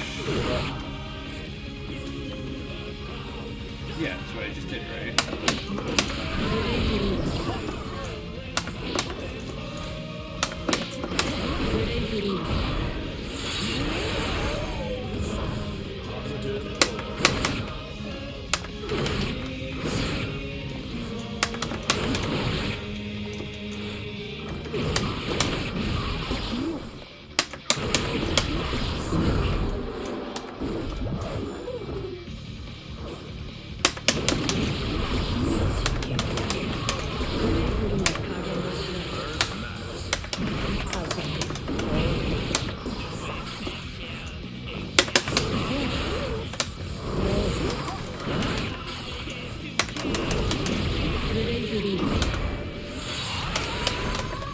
Okay, hold on. I want to see this now. While it's hitting. Yeah, okay. So...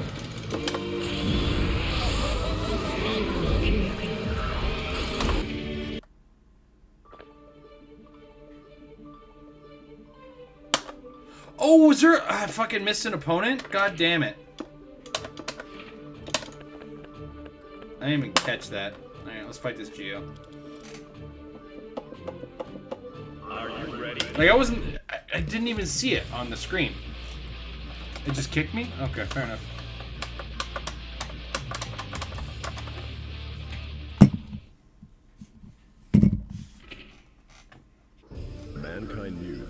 cannot change society. So instead of Duel 1. Let's rock. Counter.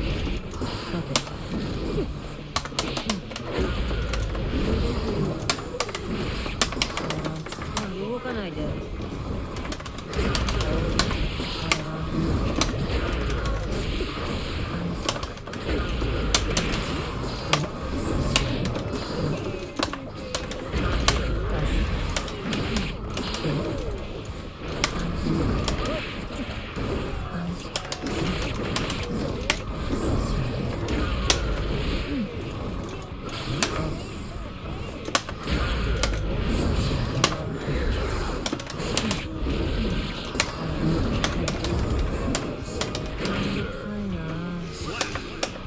Somebody try to connect that, maybe, yeah. Duel 2. Let's rock.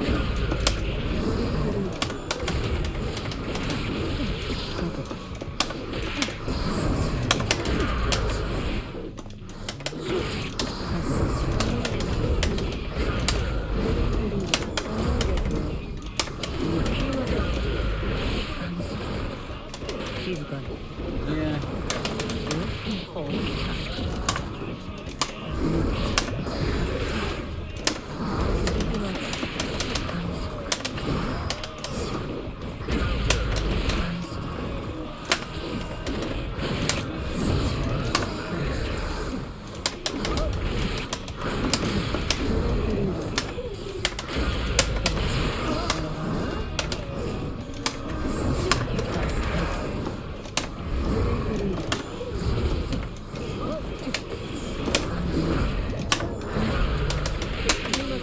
Fair enough. Duel 3. Let's rock. 投げますね。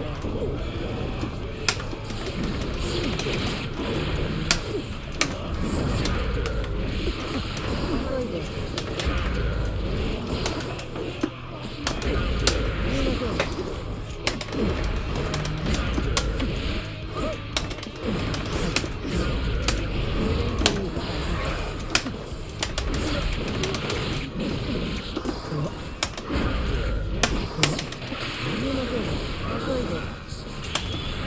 帰ります。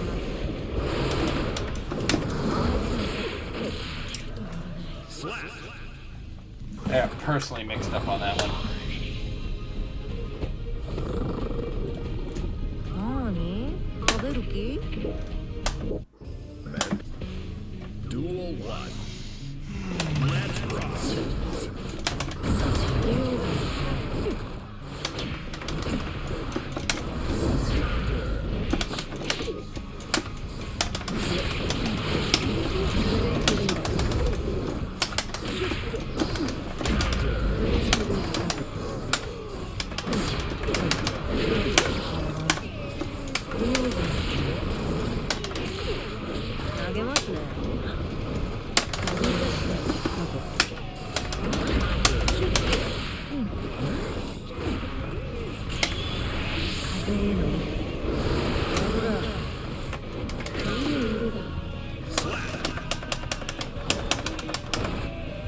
Duel 2.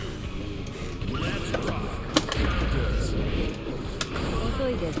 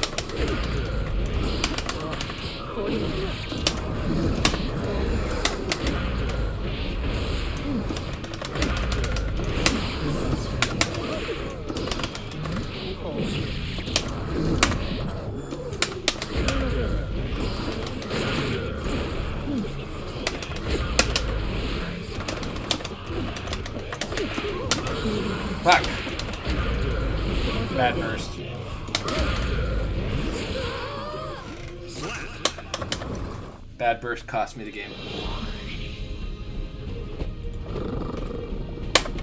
まあね、ギャラに毛が生えた程度だったけど。 Duel 1. Let's rock.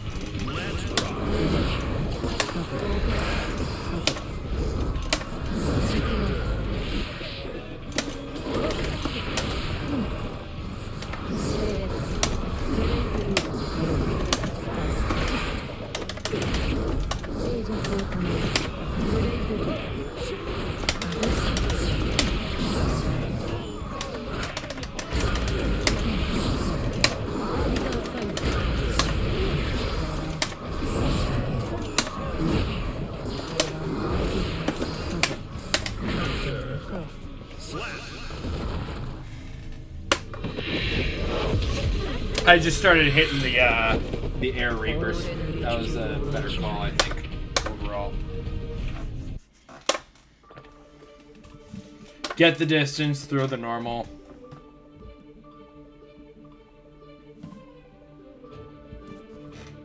Don't need to be doing that right now.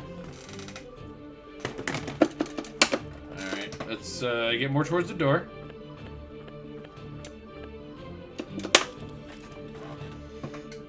It's probably going to match me up with that Geo again anyway, but whatever. You there with the happy chaos face and the weird skin color. Oh my god, this is just another Geo. Okay, cool. Yep.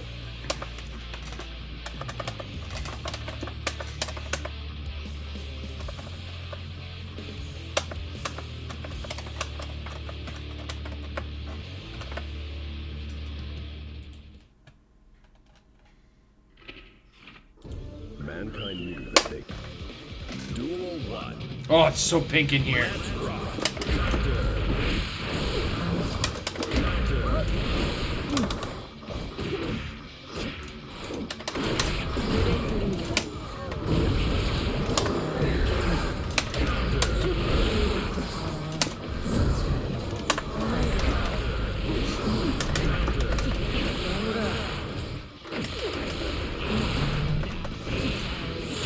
Well, this one isn't air dashing as much as the other one.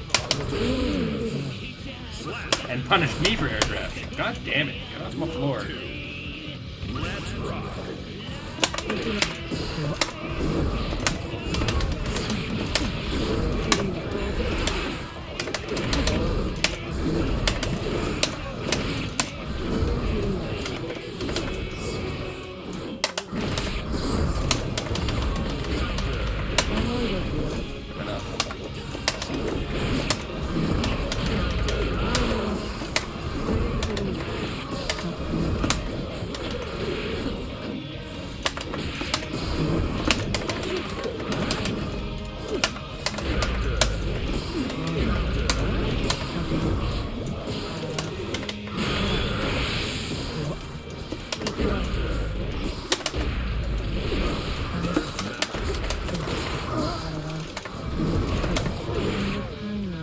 Pressing the wrong button anyway, but I'll take the dubs.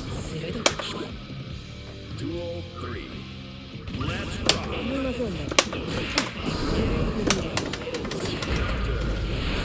rock. Did not teleport the way it was supposed to.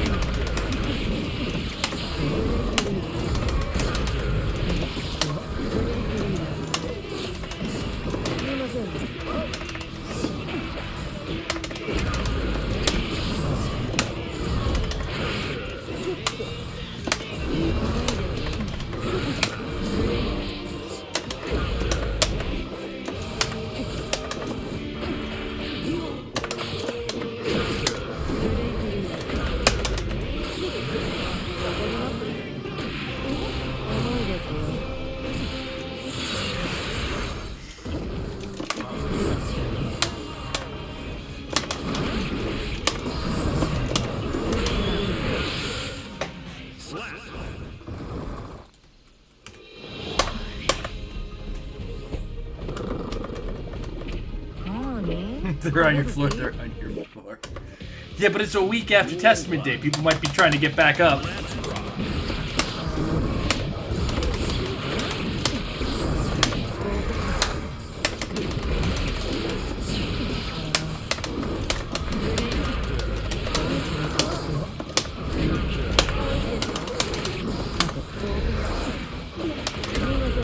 pressed the button. That's 100% my bad. 重いですよ。重いですよ。行きます。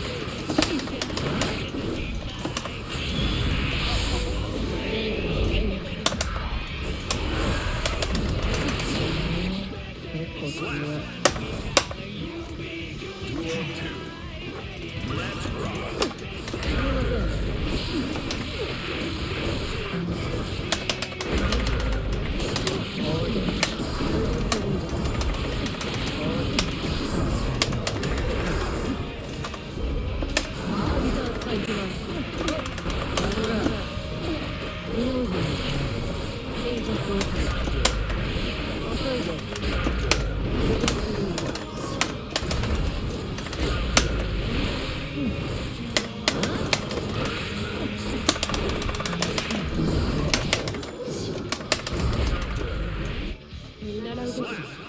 I mean, if they're beating me, they're better than me, right? Or they're doing better than me. I'm not gonna call somebody who's beating me fucking worse than me. I'm not Hydra.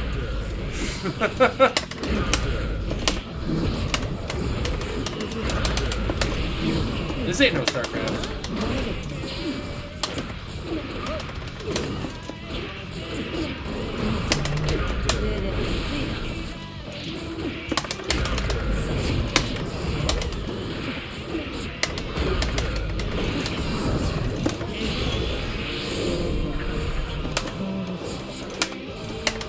Nice woman.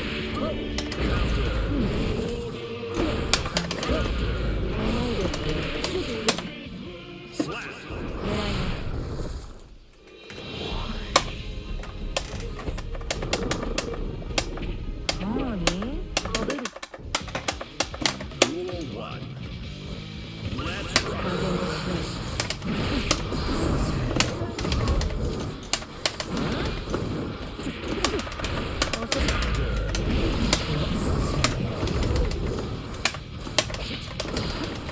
I mean, that's part of, like, okay, hold on a second. Think about what you just said, Slash. If somebody is making better choices, choice is a skill.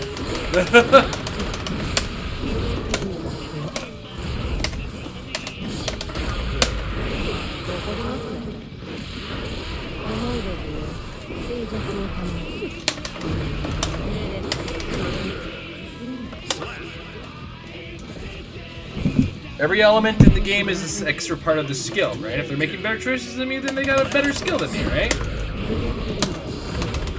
They're also up 2 games to nothing, so hey, I'm getting outclassed a little. And his combos are stringing together better than mine.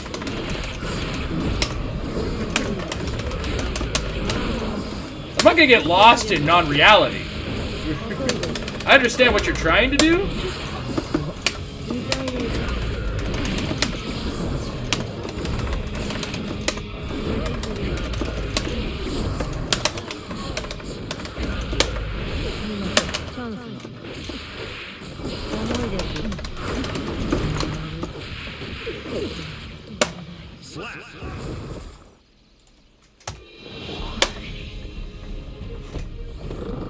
The scoreboard seems to think otherwise. So.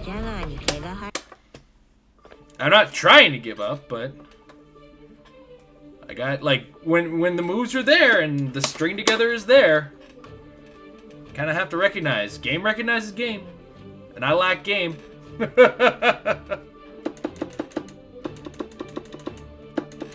But I'm also, like, this is my second day. I'm in hour 5 of using my character. I'm not gonna get upset about it. Believe in my own hype. You know, there is such thing as toxic positivity. Am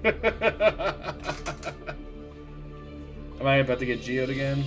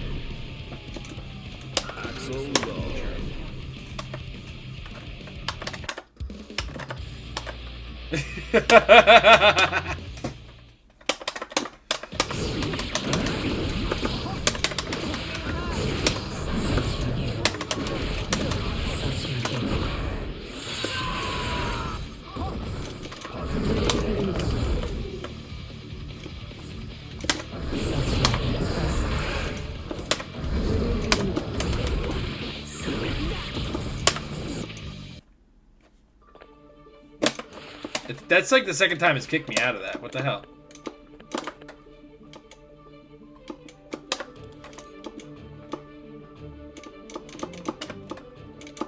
Sure.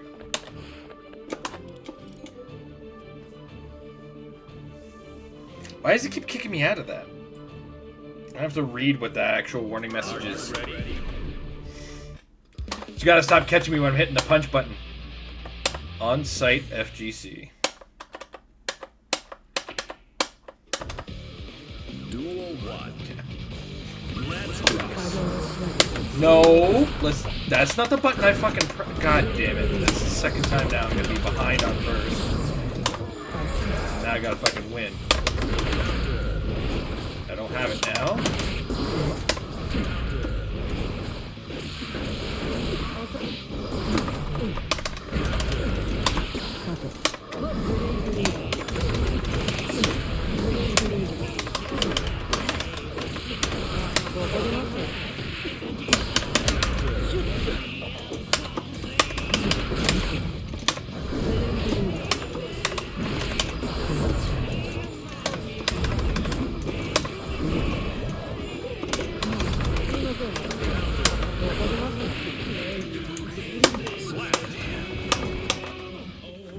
Big fat fucking thumbs cost me that.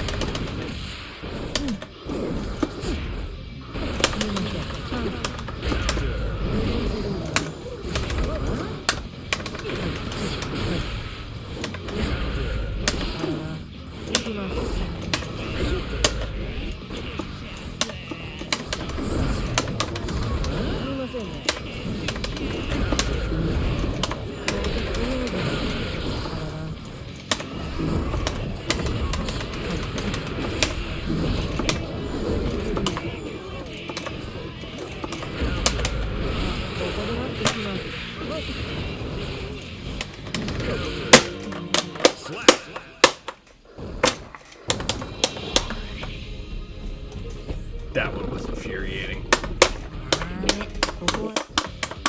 Duel 1. Let's rock.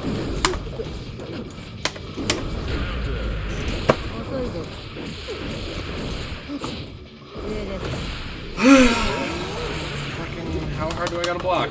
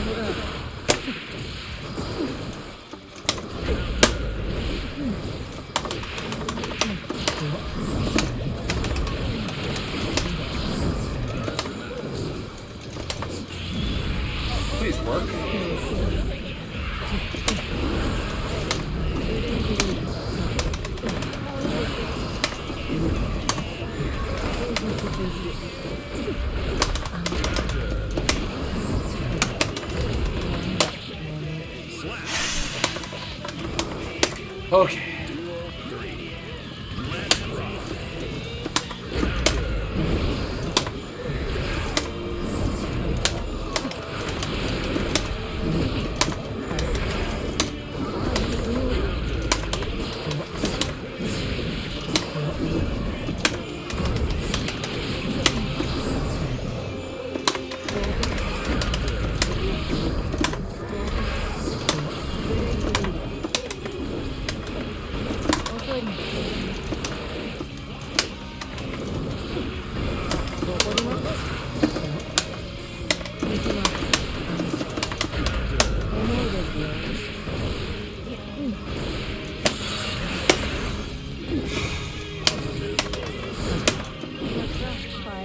Slap. Ugh. Almost through that.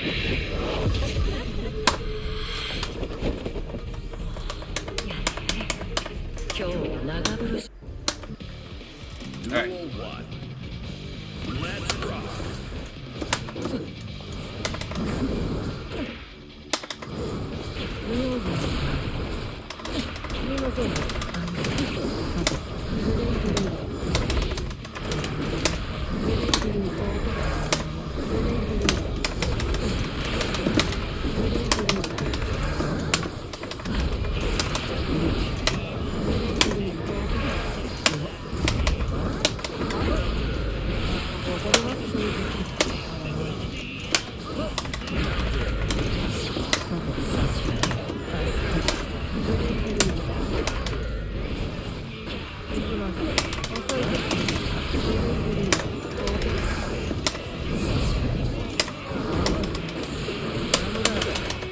Right, I don't have that.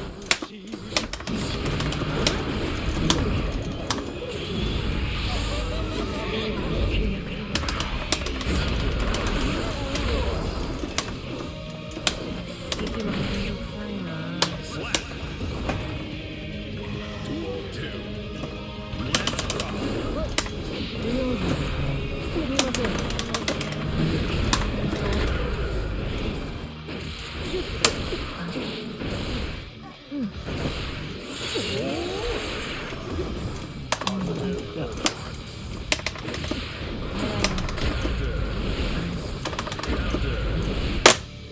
Slap.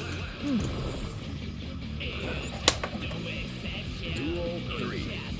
Let's rock.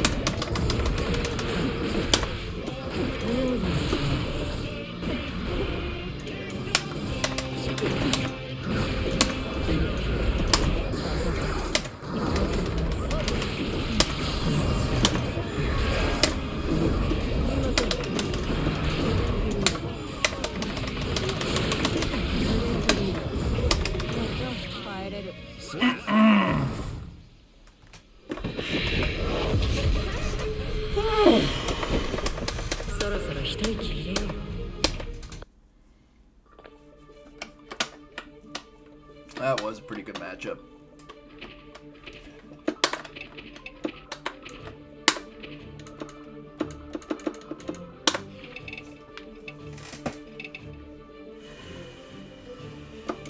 Why does it keep kicking me out when it does that?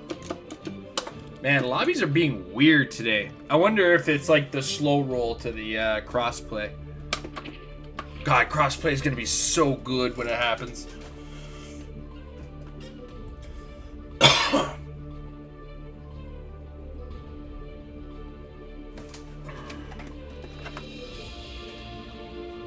Yeah.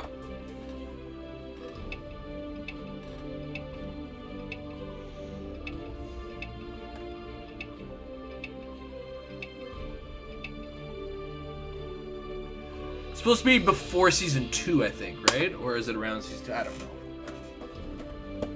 Where are we at? Dude, are we already at 42 games? Are you ready? Alright. Does this guy not want to play against me again? Just hit. There we go.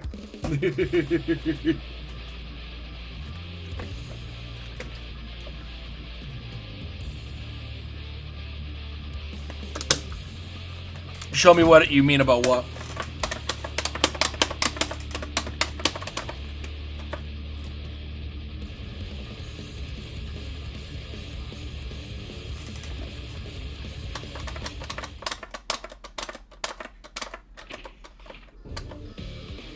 Duel 1. Let's rock.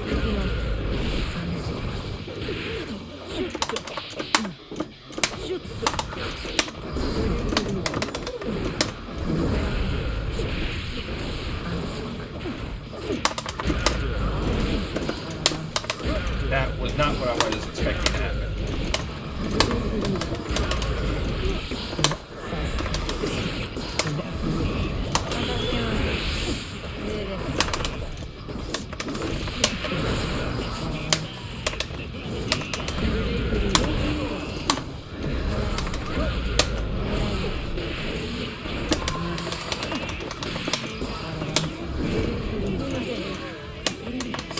Fair enough.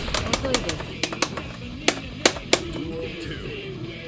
Let's rock.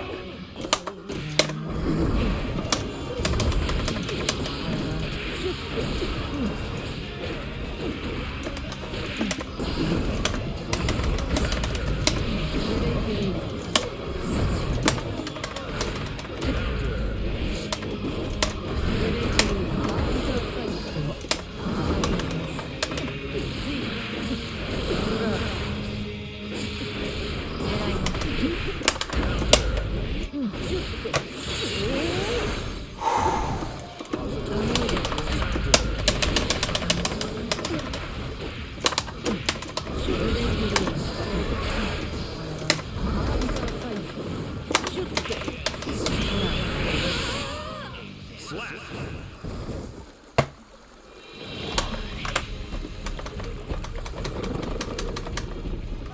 ダメ。ここはイグアスじゃないんだよ。 Oh, well. Alright, it is almost midnight, and I think it's time for calm down time. Time to chill the fuck out. So I'm gonna switch over to just chatting. And we are, there's actually, there's a good, yeah, it is midnight. It's midnight. It's that time. It's time for Jason to calm the fuck down and get the adrenaline running down and discuss some stuff in the FGC. Now, there is a video that I came across from Maximilian Dude that was actually pretty interesting. He's always a good source of information and opening the discussion on some things, because this is a guy who, much like me, has been playing fighting games since we had to dump. Oh my god. Okay, I gotta watch my volume here. Since we've been dumping quarters into machines. So we're just gonna do this. We're just gonna exit the game. Yeah, we're good. Yes, that thing. Is that because it was just titled "Fighting Games Are Expensive"? So.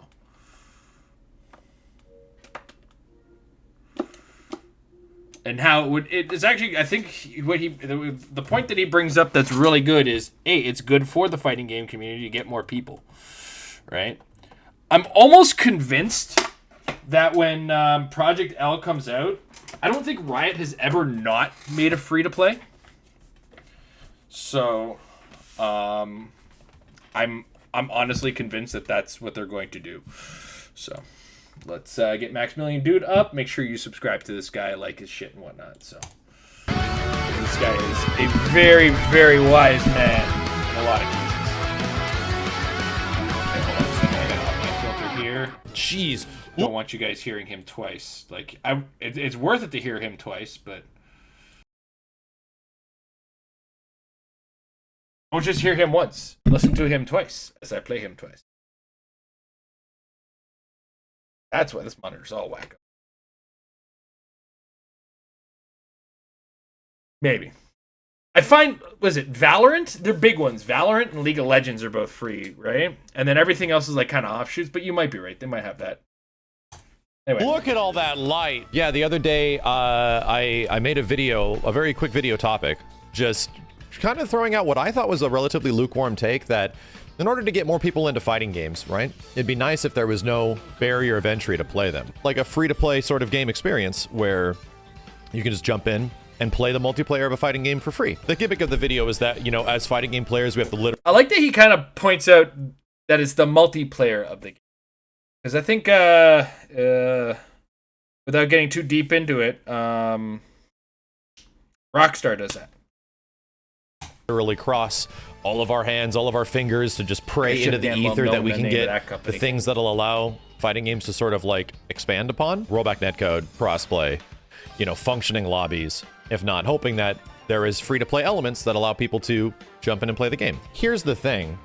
It really hit for a lot of people how much the free-to-play market has put people off, is what I've understood. Because... So, yes, I'm going to jump in on that.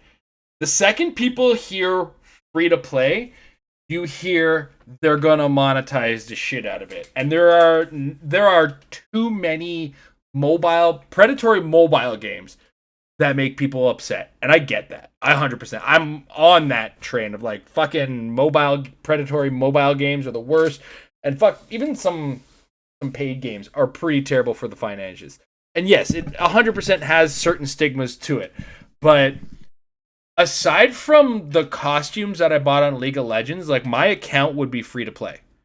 Almost completely. I think I maybe bought 2 characters with leftover money that was on the cards that I bought to buy some costumes, but aside from that, like it's at face value a free to play account. And like it can be done without being monstrous. Also worth noting is he says the multiplayer, if players just plan on coming in and playing the multiplayer, that's enough of a game to get people into it. You know, you sell them their skins, and you know, you find your favorite character. That's what a lot of people really want out of a fighting game. Even the high level players can be like, free to play with multiplayer. Oh, let me get in there, find my character, spend my $5, there's my character, and then they ride that character into the fucking sunset, right? I think it works. You know what I mean? Like it's a system that can work if done in a non-predatory way, and it can be done non-predatory too. I think back to when I played Smite. A buddy of mine called me up and he was like, "Hey man, let's all get in and play some Smite." And I jumped in, and Smite is free to play, and it has the League of Legends like weekly characters and whatnot. After like the second or third playthrough, it was like, well, if it's $30 to unlock all the characters and all future characters, $30 to throw the devs doesn't feel bad to me. Gotta understand, I'm in the industry. I'll throw devs a couple bucks if I think their product is worthwhile, right? I do try to set a hard cap on like how much a video game would normally cost me when it comes to free to play, with exceptions. You know, as he gets into this, if there's a fighting game that I really like, and there's enough characters that I like, I may see myself spending a little bit more, but he's going to get into like what we're already spending on fighting games anyway. But in my eyes, I feel like I'm a bit possibly too optimistic. Essentially, in my stupid brain, I'm like, I just want to get fighting games as cheap for people as possible to jump in and try something for a relative low barrier of entry, if not no barrier of entry. However, for so many people, that level of optimism does not exist, and most people are like, oh shit, no, if you do free to play, everything is essentially going to cost more. I have nearly 10% dislikes, which doesn't seem like a lot, but it's a lot, even at the thought of fighting games having especially when you actually look. He's got 98.5% likes, 98.9% likes, and this one's 92.5. So which doesn't seem like a lot, but it's a lot, even at the thought of fighting games having a free-to-play element of some kind. But where did the conversation begin? Even from the video and what I was talking about, I can't tell you how many times I've seen people ask me, is this game worth $60? Or even like some games. And boom, there's the question. Fighting games as a whole, are, I love them, but there's not enough game in a lot of cases for a lot of people to justify $60. Especially with the way story modes have gone. Like, story modes are almost completely just barely ripped out of the game, right? Like, they barely exist nowadays. Even Call of Duty is actually kind of guilty of it, but Call of Duty's got pretty expensive. I don't play it anymore. Focus, fighting games. Yeah, like, story mode is barely in games anymore, so it becomes a gamble. And yeah, you're right, it's a gamble to, like, Melty Blood is a good example, because that game was not on sale, and it has not dropped in price. So I spend almost a full price for that game. I try to get into the ranked lobby, barren. Nobody's there, right? I could have gone into casual, but I wanted to go into ranked, just as an example. Dragon Ball Z, Dragon Ball Fighters, was different, where it's like everybody was there, but everybody was too high level for me, or too highly ranked. I probably should have just opened up the thing and been like, just throw me with anybody, I don't care. That's not the point. I ended up playing 2 games of that. Guilty Gear Strive is new, hotness. I get games in at my rank. I haven't had any problems, but I'm not super low rank either, right? So that's kind of been working for me. But at the face value of the $60 on Melty Blood, I was very disappointed in what happened to me. Now, it doesn't hurt me too bad because I have a decent career, a very well, you know, I do well for myself. I wouldn't call myself wealthy, but I have a fair bit of disposable income. So I don't feel too bad about spending that $60 and letting people see the game as well. I really wish that there was more in there, and more people to play with. And I think it was the same thing with Grand Blue, but Grand Blue I only spent a lot because I wanted to get a physical copy. I probably could have gotten. So, but yeah. So when he says, is a fighting game worth $60? That is a hard sell nowadays. Like, specifically now. And I think it's time. I think it's time to kind of turn around and go, okay, maybe we got to get rid of this. Because when you get a free-to-play game, yeah, you get a ton of people and then a big drop-off. But even the big drop-off, unlike, let's say we peak out like at 1 million people on a free-to-play, I think he's talking about DNF Duels, right? And DNF Duels will come out with 1 million people playing the game if they make it free-to-play, right? And especially if they keep the cross-play between PlayStation and they can get cross-play, it will especially peak, right? And then let's say we lose 75% of that. Or, sorry, not 75, but 50% like you usually get right off the drop-off. There's still 500,000 people. That's Guilty Gear Strive numbers. Like, Guilty Gear Strive's like, we sold 500,000 copies, guys, right? So, yeah. And a low bar of free-to-play, like, people can decide for themselves if they want to get good at this game. Right? Some of them are going to stay. Some of the people who come in, it's like, I don't know, a fighting game, come in free to play. It's like, oh, okay, well, let's try this. Well, I can get better at this, and then we'll keep going. And then we have more people in this. There is nothing wrong with more people playing fighting games, man. Like, and I think, like, a free-to-play game could probably take Smash out of the picture for a little while. I'm actually kind of sad that Fantasy Strike Online didn't pick up, because that's a free-to-play fighting game, right? I don't know what they financially gated off aside from costumes. I'll have to take a look at it sometime again. But yeah, on Steam right now, 2,000 players are playing. They have sold across the board 500,000 copies of the game between PS4, PS5, and Steam. I think that's how it goes. So, like, there's 500,000 copies of Guilty Gear Strive out there. Some people are playing them in you know, the same room. A couple hundred of those copies are run by a couple of game organizers, tournament organizers. They might not be. I don't know. I don't know how tournament organizers run that. But, yeah. Another free-to-play game is huge called Brawlhalla. Yeah, exactly. Brawlhalla has a big player base because it's free, right? And it's free to the point where they're not just saying, give us some more money, and gating certain levels of play from people. That like, I read somewhere, it was like, yeah, middle schoolers are playing Brawlhalla and they're not being asked for their credit card all the time. So, yeah. So. Situations, is this game worth $50? Because a brand new fighting game is relative. Yeah, and 11,205 players. Divide that by 2, you've got 5,500, no, 5,050? 5,550 games going on.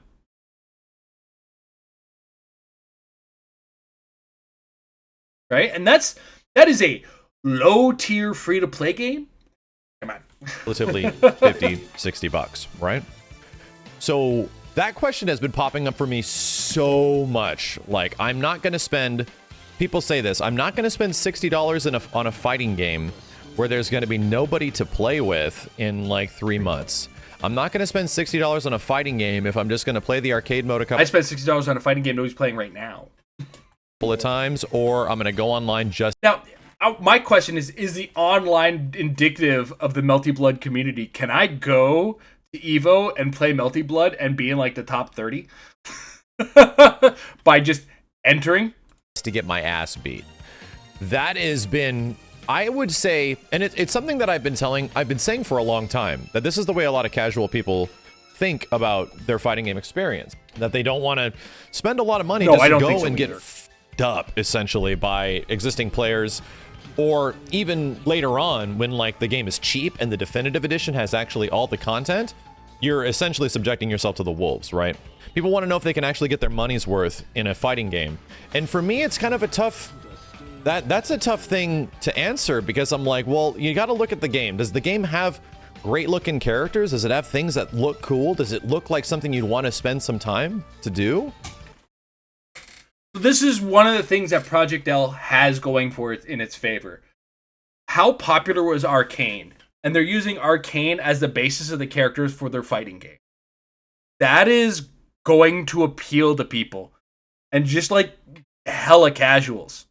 Right? That's a big move on their part. And I think like they got to get this game out soon. I don't know how much longer they're going to be working on it, or until like, is it like Arcane the fighting game, League of Legends fighter, what they're planning on naming it. They got to get a move on. Strike the iron while it's hot, or get it out with season 2 of that show, as long as they maintain the quality of that show.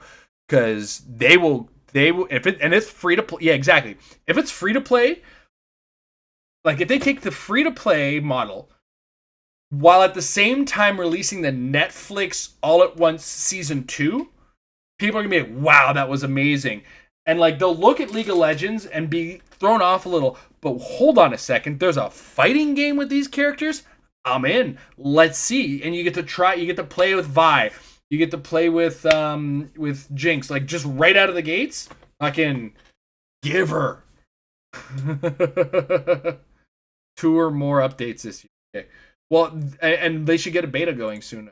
And that essentially is where you have to put your value in fighting games, because if it's gonna be free to play, get out of the gates with the beta.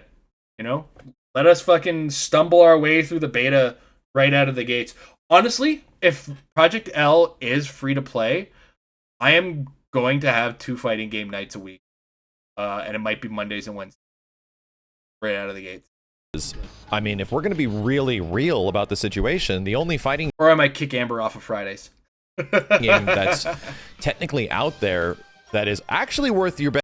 I actually think I can convince Amber to play Project L if it's based on Arcane. Paying for your buck, at least at launch, was NRS games. Is games that provide a shit ton of content that people can do in an online and offline situation. Everything else is essentially still an arcade game, for the most part. And even things like Guilty Gear Strive try to stretch that a little bit with like a story mode.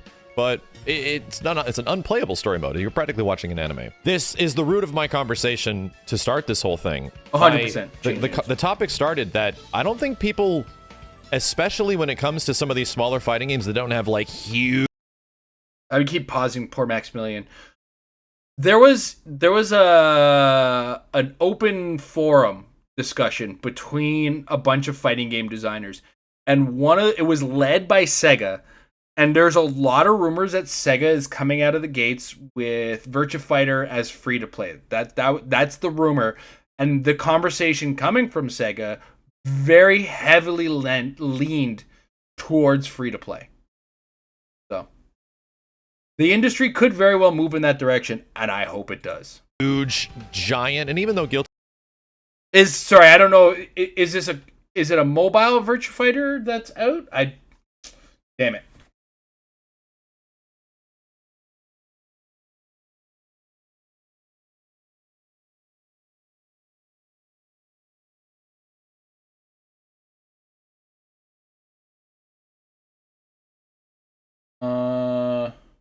Is it Virtua Fighter 5?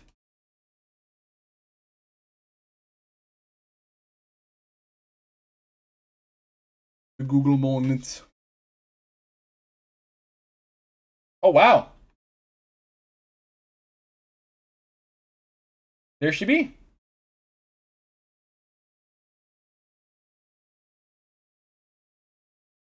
Interesting.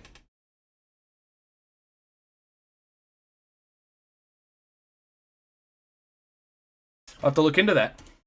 Guilty Gear did sell really well. It doesn't sell to the same astronomical levels of like a Tekken or a Street Fighter or a something that's very big, right? Or an NRS game, for God's sake, or a Smash or something crazy big, you know. And the barrier of boomer moment. NRS entry is $60. The barrier of entry is that you essentially have a full price game where people are like, I just don't have a lot to do. If 600,000 people are currently, sitting on Virtua Fighter, that is beyond niche for a fighting game, right? In the game otherwise. Fighting games are crazy expensive. Like, fighting games are arguably one of the most expensive genres there is if you want to start getting into them. If you want to know, like, your investment, if you don't want to know, like, what it takes to get into a multiplayer game and just start going at it and learning it and keeping up with it, fighting games are one of the most technically expensive full-priced games there is. And that's because it's based on an existing model, a seasonal model that has been around for quite some time that started... Well, it's based on a seasonal model that started with 2013. KI sort of started it.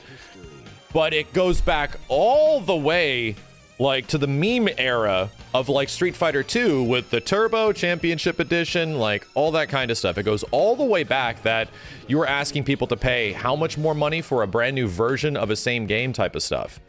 So there's a big history, right? There's, like, a significantly huge history going back that fighting games are asking you to buy the same product again and again and again. Let's look up a couple of big fighting games that exist on Steam because it has a decent sort of like congregation of how much stuff is available in the game. And some of the... If you really want to, you could build a cart on Steam to just kind of show like when Pat buy a whole... Yeah, so like I come from the Super Nintendo era where... And it was even harder on the arcade guy. The guys running the arcade, they purchased Street Fighter 2. And then they got a call. Yeah, we got Street Fighter 2 Championship Edition. Dude, this machine just paid for itself. And you want me to pay another $600 to get it? Fine. Hopefully, these machines did pay for themselves back in the day. I will not kid you. Because we're talking about a conversation that maybe happened a week after a week, right? So Street Fighter. Then you had Street Fighter 2 Championship Edition. Okay. Now, we got Hyper Turbo Street Fighter 2. Excuse me? Why do I want to buy... What do you mean more character? Fine. Bring it in. Or sorry, it would be Street Fighter 2 Turbo. And then Street Fighter 2... Hyper Street Fighter 2 Turbo. And, like, you're bringing the whole goddamn machine in. And then the Super Nintendo, you're buying a cartridge. Now, motherfuckers, gonna tell you this. I love my parents. My parents are the best. I was 13 years old when the Super Nintendo came out. Okay? 13. So, dinosaurs were walking the earth. Yeah. But we're talking 26, almost 27 years ago. So almost 30 years ago that I got my Super Nintendo. Right? And I had looked at the Super Nintendo and started trying to price it out for myself because I was saving my $2 a week allowance for this. And when you think about this, this is like the early 90s. And the cartridge for Street Fighter was $99 or $89 if you found it at a place that was selling it for that. Adjust for inflation, motherfuckers. Cartridges were hella expensive. The Super Nintendo averaged about $70 to $80 per cartridge, Canadian dollars. And back at the Canadian dollar was close to, but not quite par with the American dollar. But we were paying a ton of import fees as a result, and taxes. Right. So you also have to add 15% for sales tax on these. So $99, like it's $115 to get a copy of Street Fighter 2. And then all of a sudden Super Nintendo's like, hey, we got Street Fighter 2 Turbo. And I was like, Mom, Dad, can I? No. You little shit. Do you know how much Street Fighter already cost you? For my original Nintendo, we had 30 games. We had maybe 20 to between 20 and 30 games in total. Right? For the Super Nintendo, we had 8. That shit was expensive. Stuff that people are posting, which is obviously like the full screenshots, don't tell the full story. My parents were also saving for a house. So let's just look at Tekken 7 on like Steam, right? T7 is a good example because it's got a lot of stuff that you can get. Opening up this window and seeing all this stuff that is technically available here for today's perspective, isn't technically correct Studios because there is the definitive edition. However, even the definitive edition of the game was like $110, $120. Even if you want to buy Tekken 7 and get all the stuff that's in it currently, the current deal is $120. Yeah, don't worry. I know all about the Dead or Alive DLCs, right? We already know. If you're in a situation where you're into fighting games and you're playing them actively, and you are going to buy the stuff as it comes out, right? You're going to buy the season pass as it comes out. You're going to buy this as it comes out. You're essentially buying the new content for the game as is released. Most fighting games are going to be costing you like $150 to $200. This is not even talking about buying the extra DLC. This is not even talking about the costume cosmetics. We're talking about core gameplay shit, right? We're just talking about the characters that you're going to be fighting against in the game. And yeah, I mean, Bandai Namco, I'd argue, is one of the biggest companies that does this a lot, but it's not just limited to them. What I'm trying to say is that we're still stuck in a very ancient way of selling fighting games and their continual updates. I'm going to sound terrible when I say this, but I'm going to qualify this information. Fighting games are traditionally almost primarily made by Japanese developers. Now, there's nothing wrong with Japan as a company, but in their culture, these businesses are run by old men, and these old men, they kind of go on the traditional way, and they don't want to change too much. It is most visible with Nintendo. Nintendo is the most egregious of the companies run by old men problems. Right? Online play, what the hell is that? Why do we need that? We never needed that. And like, all you got to do is look at the board of directors on all these companies, and it's much older men that aren't listening to the younger generation or younger people, and they aren't really. As long as the money is coming in, they're content, right? Why Capcom actually just hit a 30% increase to all of their employees. They're doing a good job because they're making money. And credit Capcom's been doing a hell of a good job recently. Street Fighter 5 did some stuff. Monster Hunter World, Monster Hunter World is the one that's like cross-platform MMO sort of game. Like I know a lot of people who play that fucking. There's a lot of people playing that game. Mega Man 11 recently was a very good entry into the series. But there's still like that. They're still kind of going on the, okay, let's make our money off of the game right out of the bat. And they're terrified of not making a profit right out of the like initial sale. And they're not taking the risk on the free to play without recognizing the fact that almost every company, every game, when you change from the pay to play model, it was especially notable in MMOs, almost every company that went from pay to play to free to play, massively increased their player base and massively increased revenue. Like, they keep missing that part, right? The Dungeons and Dragons MMO from way back in the day was like the first example of that. Back when, like, every week almost, it felt like there was an MMO out there to be like, we're the WoW killer. No, you're not. WoW ain't going anywhere. WoW's a habit at this point. You can't fight WoW. It's impossible. It's still going. World of Warcraft is still fucking going. It's an unstoppable force.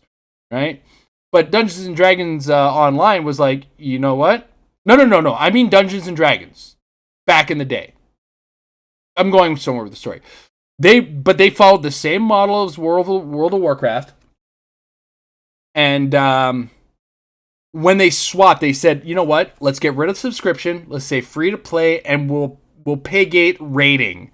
And we'll pay gate a certain number of levels. The second they did that, they increased their player base tenfold. Like, they had to actually start up new servers back when it was easy to start up servers. And then they had to, and they started, like, I think they quadrupled their financials. So they were going from struggling MMO that couldn't keep players to, a bunch of people are now interested, and some of them are paying money. And that is ultimately the thing. It's like, you got to look at that. You'll get the initial big player base, and then the small percentage will give you money, and, like, depending on what you pay gate, that will kind of change up, right? I think Final Fantasy 14 also, 14? Realm Beyond or whatever, is kind of succeeding on that model too.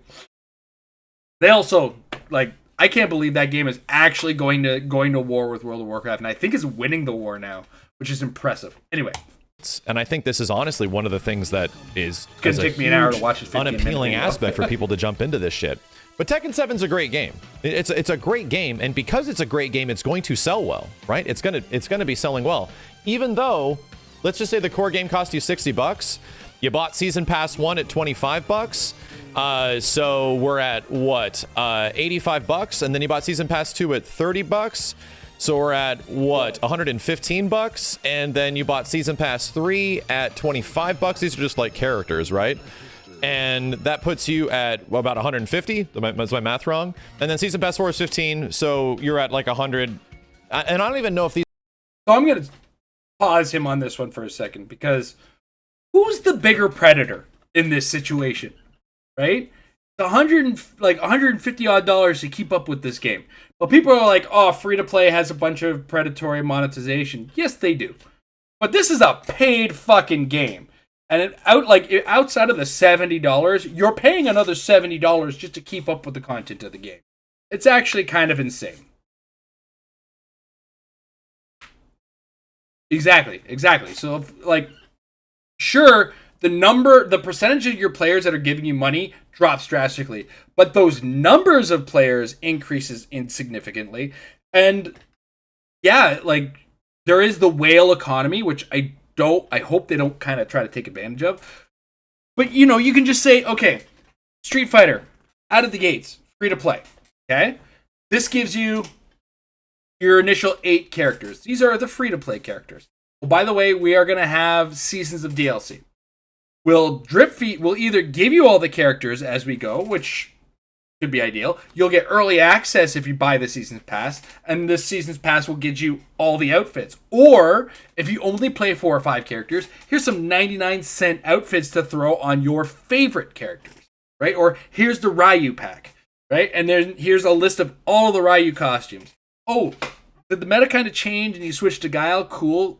99 cents gets you all the Guile outfits, right? I think that's the best way to kind of monetize it, right?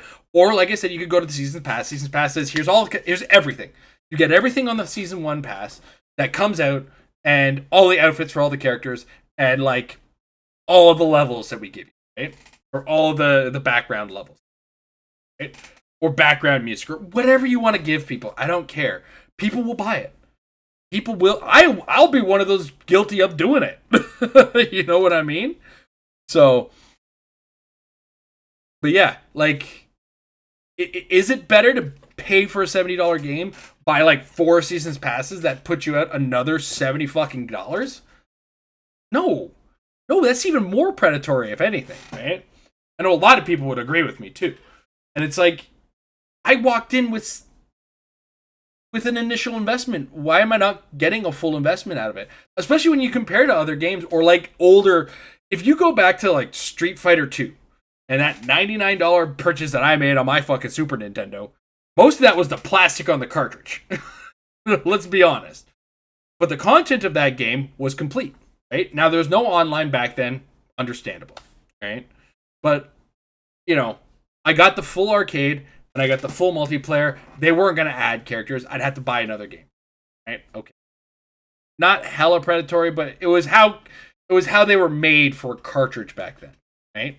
So you didn't just get, you weren't able to add on to things. It was ROM. That's read-only memory. That's all you're getting.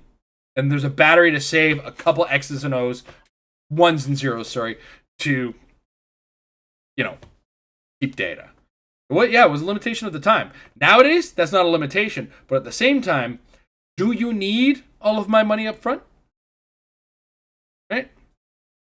I understand they got to keep servers going, so monetize. Right? Lots of companies are doing it, and you know, as long as you're not stopping people from playing and unbalancing the game with your monetization, I think it's fine. Hell, you could almost say, all right, $3 weekly tournaments on our servers. Or you could just have like ongoing tournaments like they have in poker things. 8-man tournament, $3 entry. 20-man, 24-man tournament, $1 entry, you know? Like 164-person tournament, $1 entry. Right? X amount of prizing from it. You could put the competitive element into there, not charge me up front, and now I'm paying to play in fucking tournaments, bro. I'm a tournament player now. For $1. And that would start to add up. And you give skins. Or you give in-game currency. Whatever, man. Right? They can financially survive on it. We had the fun of the organized play element of it while still playing in ranked over here. Why the fuck not, right? And then you can still run your goddamn tournaments whatever you want. It's a thought. I'm not saying that's the way it should be, and I think there should be some financial incentive to enter a financial incentive tournament. Tournament skins, tournament levels, tournament music, whatever, right? I don't know. These are the prices of what these things were man. when they came out, because these usually go on sale, right? This stuff is usually cheaper over time, but that is not even including like stages, right? Stages and because these season passes things, these characters are included. These season passes. This is why this number isn't exactly representative. But ideally, like a lot of the stuff that's in fighting games over time, every fighting game is like this. Street Fighter V, right? And SF5 has a lot of different championship versions and editions that you can get. But there is a metric shit ton, and this is just like the core stuff in game. Speaking of the old man mentality, they still do this shit with Street Fighter, and it's the most egregious in the current era, where you have Street Fighter V, then you have Street Fighter V Arcade Edition, then you have Street Fighter V Championship Edition. Oh, did you want to upgrade to the... And Street Fighter 4 was the worst for it. I think he's going to get ridiculous. Like, there's so much stuff that you can actually purchase on top of purchase on top of purchase. If we were to talk about the one gimmick that Street Fighter V has is that you can get the characters for free. And that's what a lot of the devs were telling me is going to be their big hook of the game, is that, hey, you can get the characters for free. But the biggest argument behind that is that you might have to play the holy shit out of the game. Like, there's a caveat to that. You're going to have to... It feels like the game was designed to be free to play at the start, and then something happened, and they just couldn't afford to do it. So the craziest thing is that Street Fighter V That is the thing, free-to-play games, that it's... How do I put it? Free-to-play means no financial... And I think it's like no financial entry point, right? I think is the best way to think of a free-to-play game. I do not have to fork over dollars to load this game up. So, that's fine. But then if you're going to unlock everything, like the skins that we were talking about, oftentimes they'll be like, hey, yeah, you can do that, or you can unlock certain things without paying. Talk to me in 3 weeks and see what you've got. And that's, again, I only think that's a bad thing. Exactly. 50,000 whatever gameplay points, right? Or 100 non-gameplay points. Or you can get 3 million gameplay points for $5-10, right? So what's your time worth, right? And again, my big caveat on that is I'm all for it, but if you pay gate, if you do what Pokemon Unite did, and you have fee to win or pay to win, you have lost a plot and you've fucked everything up. And that is where people get sketchy, right? If I'm spending $5 and getting extra attack, over you, extra damage, and extra defense over you, we have a problem, right? And Pokemon Unite had that problem. Where it's like, all right, well, I spent $100. I get plus 20 attack, plus 20 defense. Oh, you didn't spend anything? Well, you're still trying to earn that? Sorry, dude. That is fucked up. They do that in a fighting game, they've lost the plot. And that's what people get sketchy about, right? But if my Ryu's fancier than your Ryu, but my kick is still, or Ryu, however you want to say it, my Guile is fancier than your Guile, so I don't get any fucking with me. That's fine. But if my fancy Guile has a longer range kick than yours, that's problematic. Right? And that's what you have to find the fancy balance to, right? And trust me, we boys, we like to play dress up. Don't fucking kid ourselves. We like to play dress up. Be honest with yourself. You've watched me play with Pink Testament. We like to play essentially has what most free-to-play games already do, right? They are essentially executing what most of these games practically market themselves as. But it was a full-price game when it came out. And if you didn't invest the time to get the fight money for all this stuff, you still had to buy characters as they came out. You still had to buy CPT stages. There's been how many of those? Like 5 CPT stages and different things. The mods I've seen on Strive are so good. They're so fucking good. I'm impressed with how many mods are out there. Some are weirder than others. I watch Hotashi stream. I can do without his weird weeby stained glass level stuff. That's his thing. I think he gets a kick out of it. But he also has like the Cuphead font and sound effects when he starts the game. I think that's amazing. That's beautiful. I love it.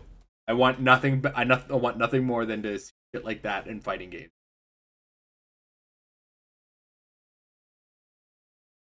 Nice. Things like that. There's a ton.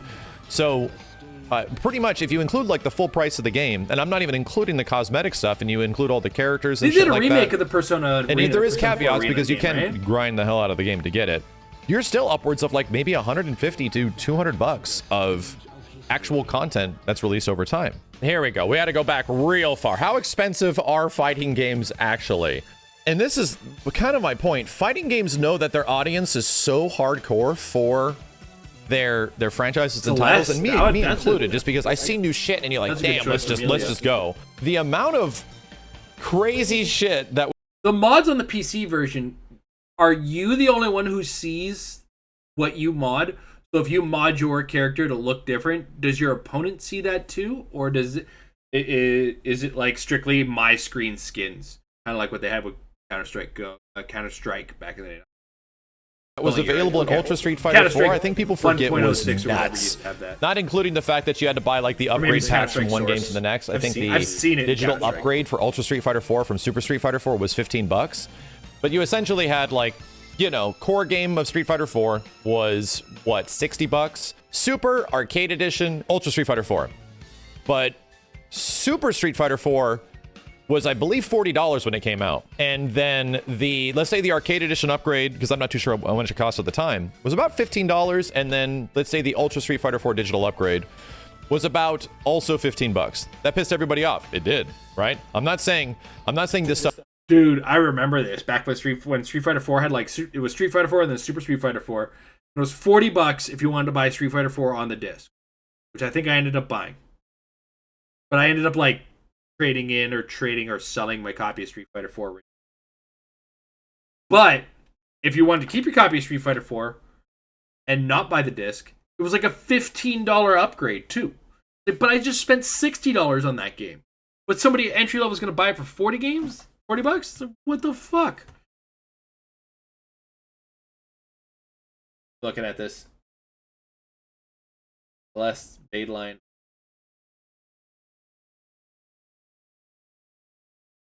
Well, it's very cool.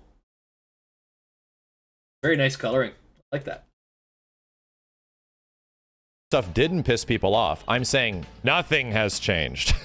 I'm saying None of this stuff has changed. We're still doing it, right? We're Yeah. still stuck in this. We're doing this still. They just call it seasons.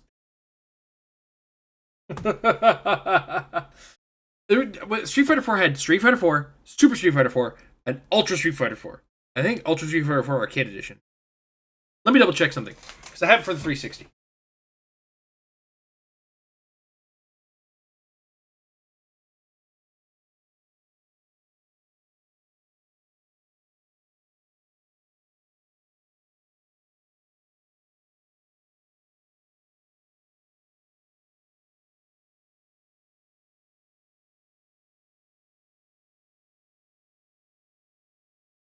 Yeah, I never ended up getting Ultra Street Fighter 4, but I had Super Street Fighter 4. I think when they call it Ultra, I was like, I'm done. I'm done with this bullshit. This sort of era of how fighting games are distributed and released. Not to mention the insane costume content that's available. You think the all-in-one 2011 pack might actually include all of the costume for the game, but it doesn't. Like, there's Just the the 2011 vacation pack, the wild costume pack, even if you just bought all... All right, sorry, I gotta...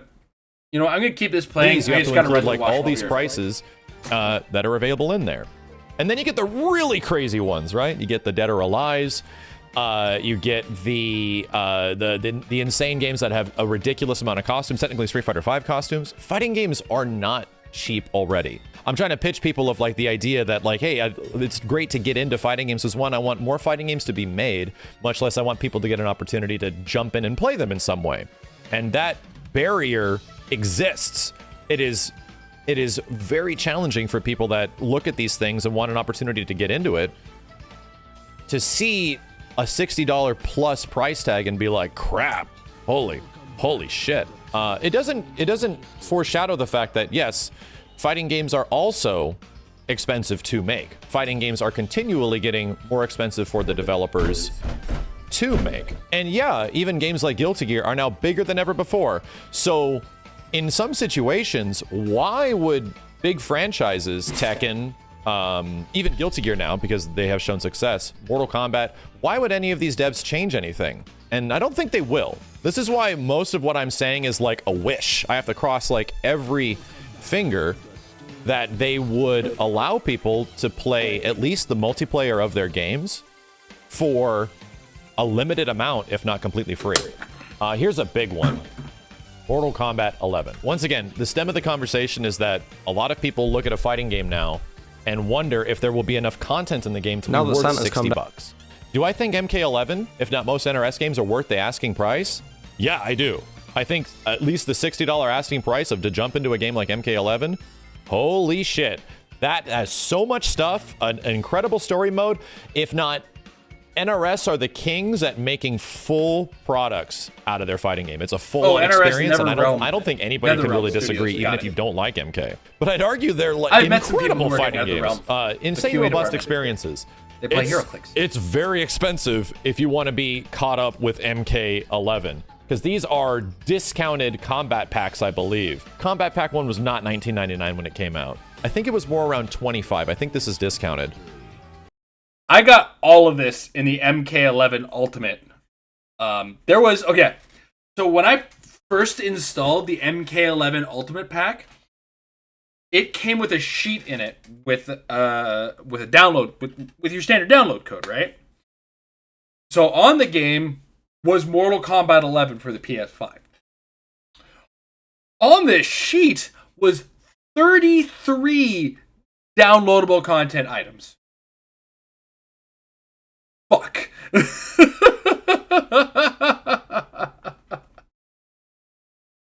And I ended up hating the fucking game. And then the Aftermath expansion is still $40. I think one of those things was Spawn. The Ultimate add-on, this doesn't count. This is not actually supposed to be here.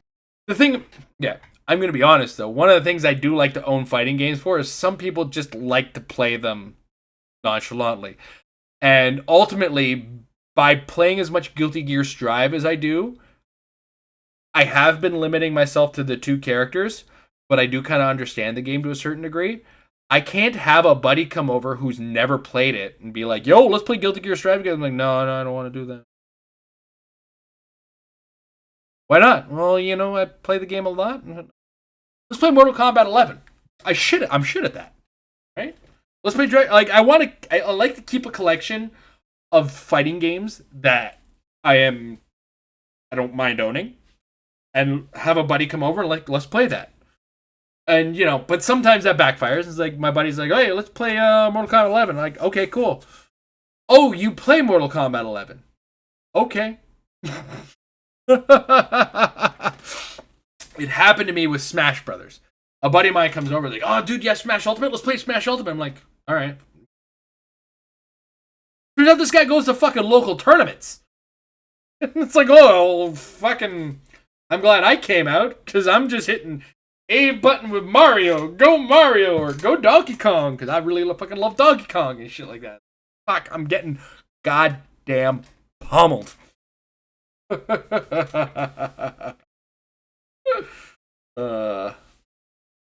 Here, because we're not going to count that. It was $30, $40, and $15. I keep Strive right, away so from the additional like combat packs for Mortal Kombat 11. I have a buddy who, if he comes over, he's like, "You want to play Strive?" I'll fucking play with him. He will rock me with his Potemkin. I'm sure of it, right? And I'm cool with that. I'm cool with playing another buddy who knows how to fucking play the game. Awesome. Let's throw down, bro. Right? Let's fucking go into the wee hours of the night and try to get better at this fucking game. Go online and fucking see what we can do and how we do and coach each other or notice shit, whatever. I don't fucking care. But, if somebody just comes in and is like, "Hey, what's this Guilty Gear Strive thing?" Okay, we can play it. And then I got to find a character who I'm just bad at with. And even then, I might still be able to string together combos with characters I don't know, because for the most part, the fundamentals are there. A hugely successful fighting game, right? Hugely successful. Would cost you $85 for the additional required content, the actual DLC. And then the core game, let's just say, was $60, because that's what most people bought the game as. It's expensive, right? It's crazy. It's crazy expensive. But why are people... By the way, if that guy who plays Smash is like, "Hey, let's try Guilty Gear Strive," oh boy, am I not warning him of shit. He's like, "Oh, yeah, okay, I played it. I'll try it. It's been a while." And then I'll yell at him for not watching my streams. People spending that because MK's worth it, right? MK's worth it. It's got the characters I love. It's got the guest characters that people are willing to spend money on. Like, it's definitely worth it. If you were buying it as is. If you waited, you can definitely wait for sales, but that's like a different situation, right? If you're waiting for sales, you're essentially out of the loop, right? You're coming in way down the line where anything's going to be cheaper later on. The entire argument I sort of had that I continually have with people is that bridging this barrier or breaking this barrier for a lot of people is difficult. And there have been ways that some fighting games have approached it in the past that have had success, and it has worked out.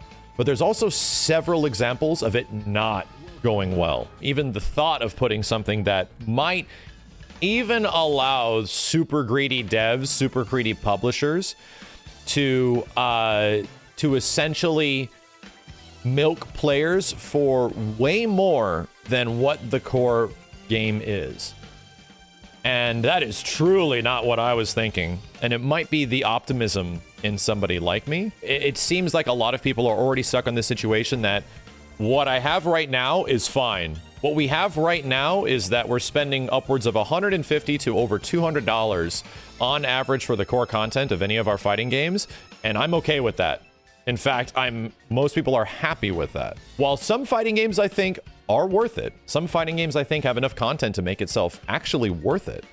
I think that the majority of them, which are mostly arcade games still to this day, and just continually add arcade-style content, aren't really. And it could be difficult for a lot of people to justify spending of like 60 to 70 to 80 to 90 to $100+ on all this kind of stuff. The next part of the conversation that I want to bridge into is, how do you actually do that shit right? And which... I'm looking forward to him talking about that. Because I feel like that's going to be the one where we may butt heads, mostly because I have some degree of familiarity with how video game monetization does sort of go. Slash, I'm going to take that link that you threw in the chat. I'm going to put it into next week's discussion just because we are sort of low on time, and I got to double check to see how long that link it's 15 minutes. So we're gonna put that into next week's stack of videos. So, yeah.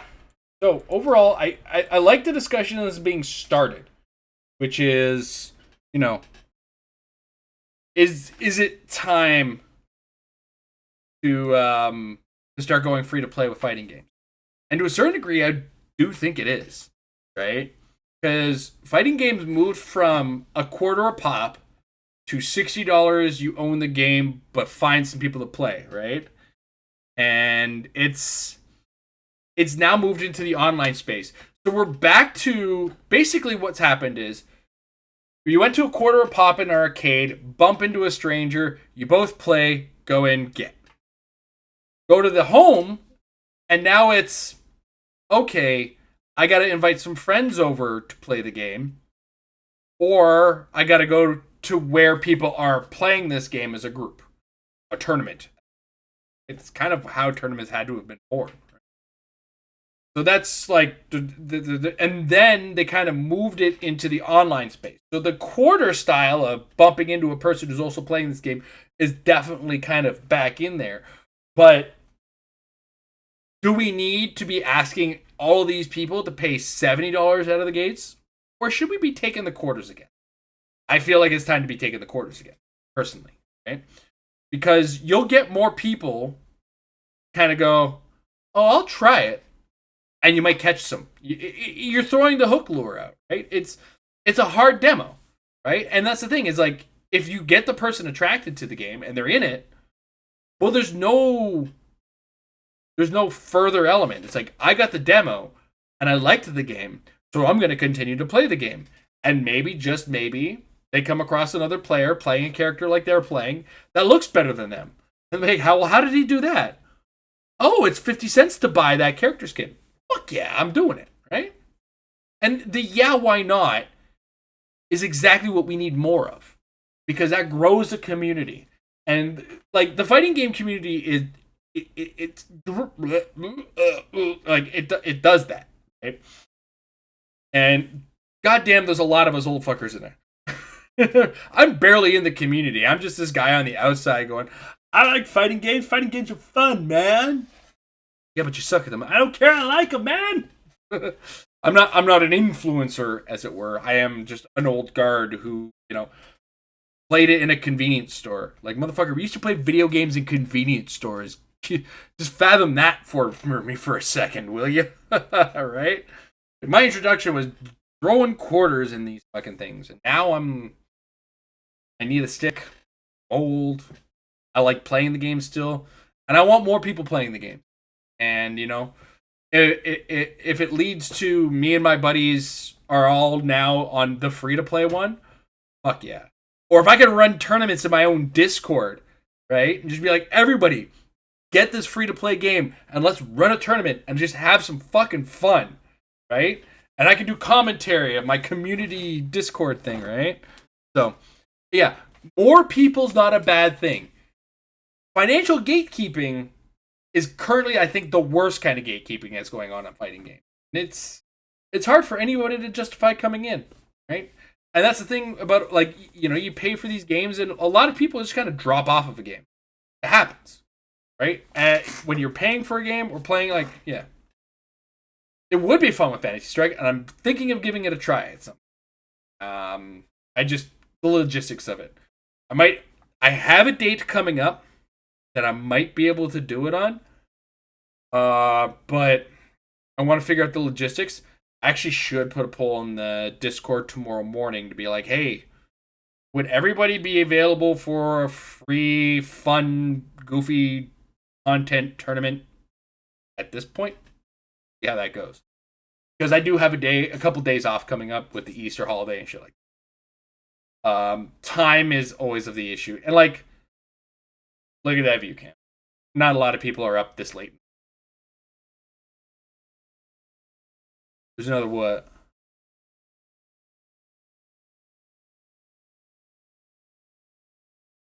In the meantime, we're almost at 1 o'clock, so we are gonna wrap it up.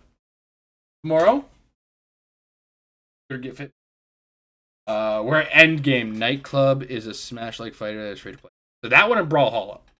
I'm gonna start one day. I'm just gonna post like a sticky pinned thing and just list a bunch of free to play games in that FGC tab that we have in the Discord, and I think that would be a good way to kind of say, hey guys, it's free to play some fighting games if you want to give the whole thing a try.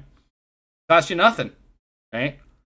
And that's, I think, what a lot of people just need, that little to get in on it, right? Anyway, Git Fit tomorrow, Elden Ring, and we're at Endgame, man, and it's beating me up. So we're getting a lot of exercise, and we're getting a lot of good fights in that right now. I'm currently in this, like, I think I'm gonna skip it. But there's this puzzle where I just keep getting sliced by a bunch of invisible assassins. It's kind of annoying. I'll give it a couple more tries. It's definitely going to give me a workout. And Amber should be back to do her stuff on Friday, and I'm going to be on with her on Saturdays. Yeah, which is weird because I've been playing less than everybody I know because I'm playing on such a set schedule of every other day, 3 days a week for X amount of time. So, and like the boss list is out of hand. Like, this is the second page of the boss list. I don't even want to show you the first page. And there's something on the first page I got to go back and fight. I got to go back to Caelid, go fight that. But it's like a nighttime ball-bearing guy. Yeah, consistency is key.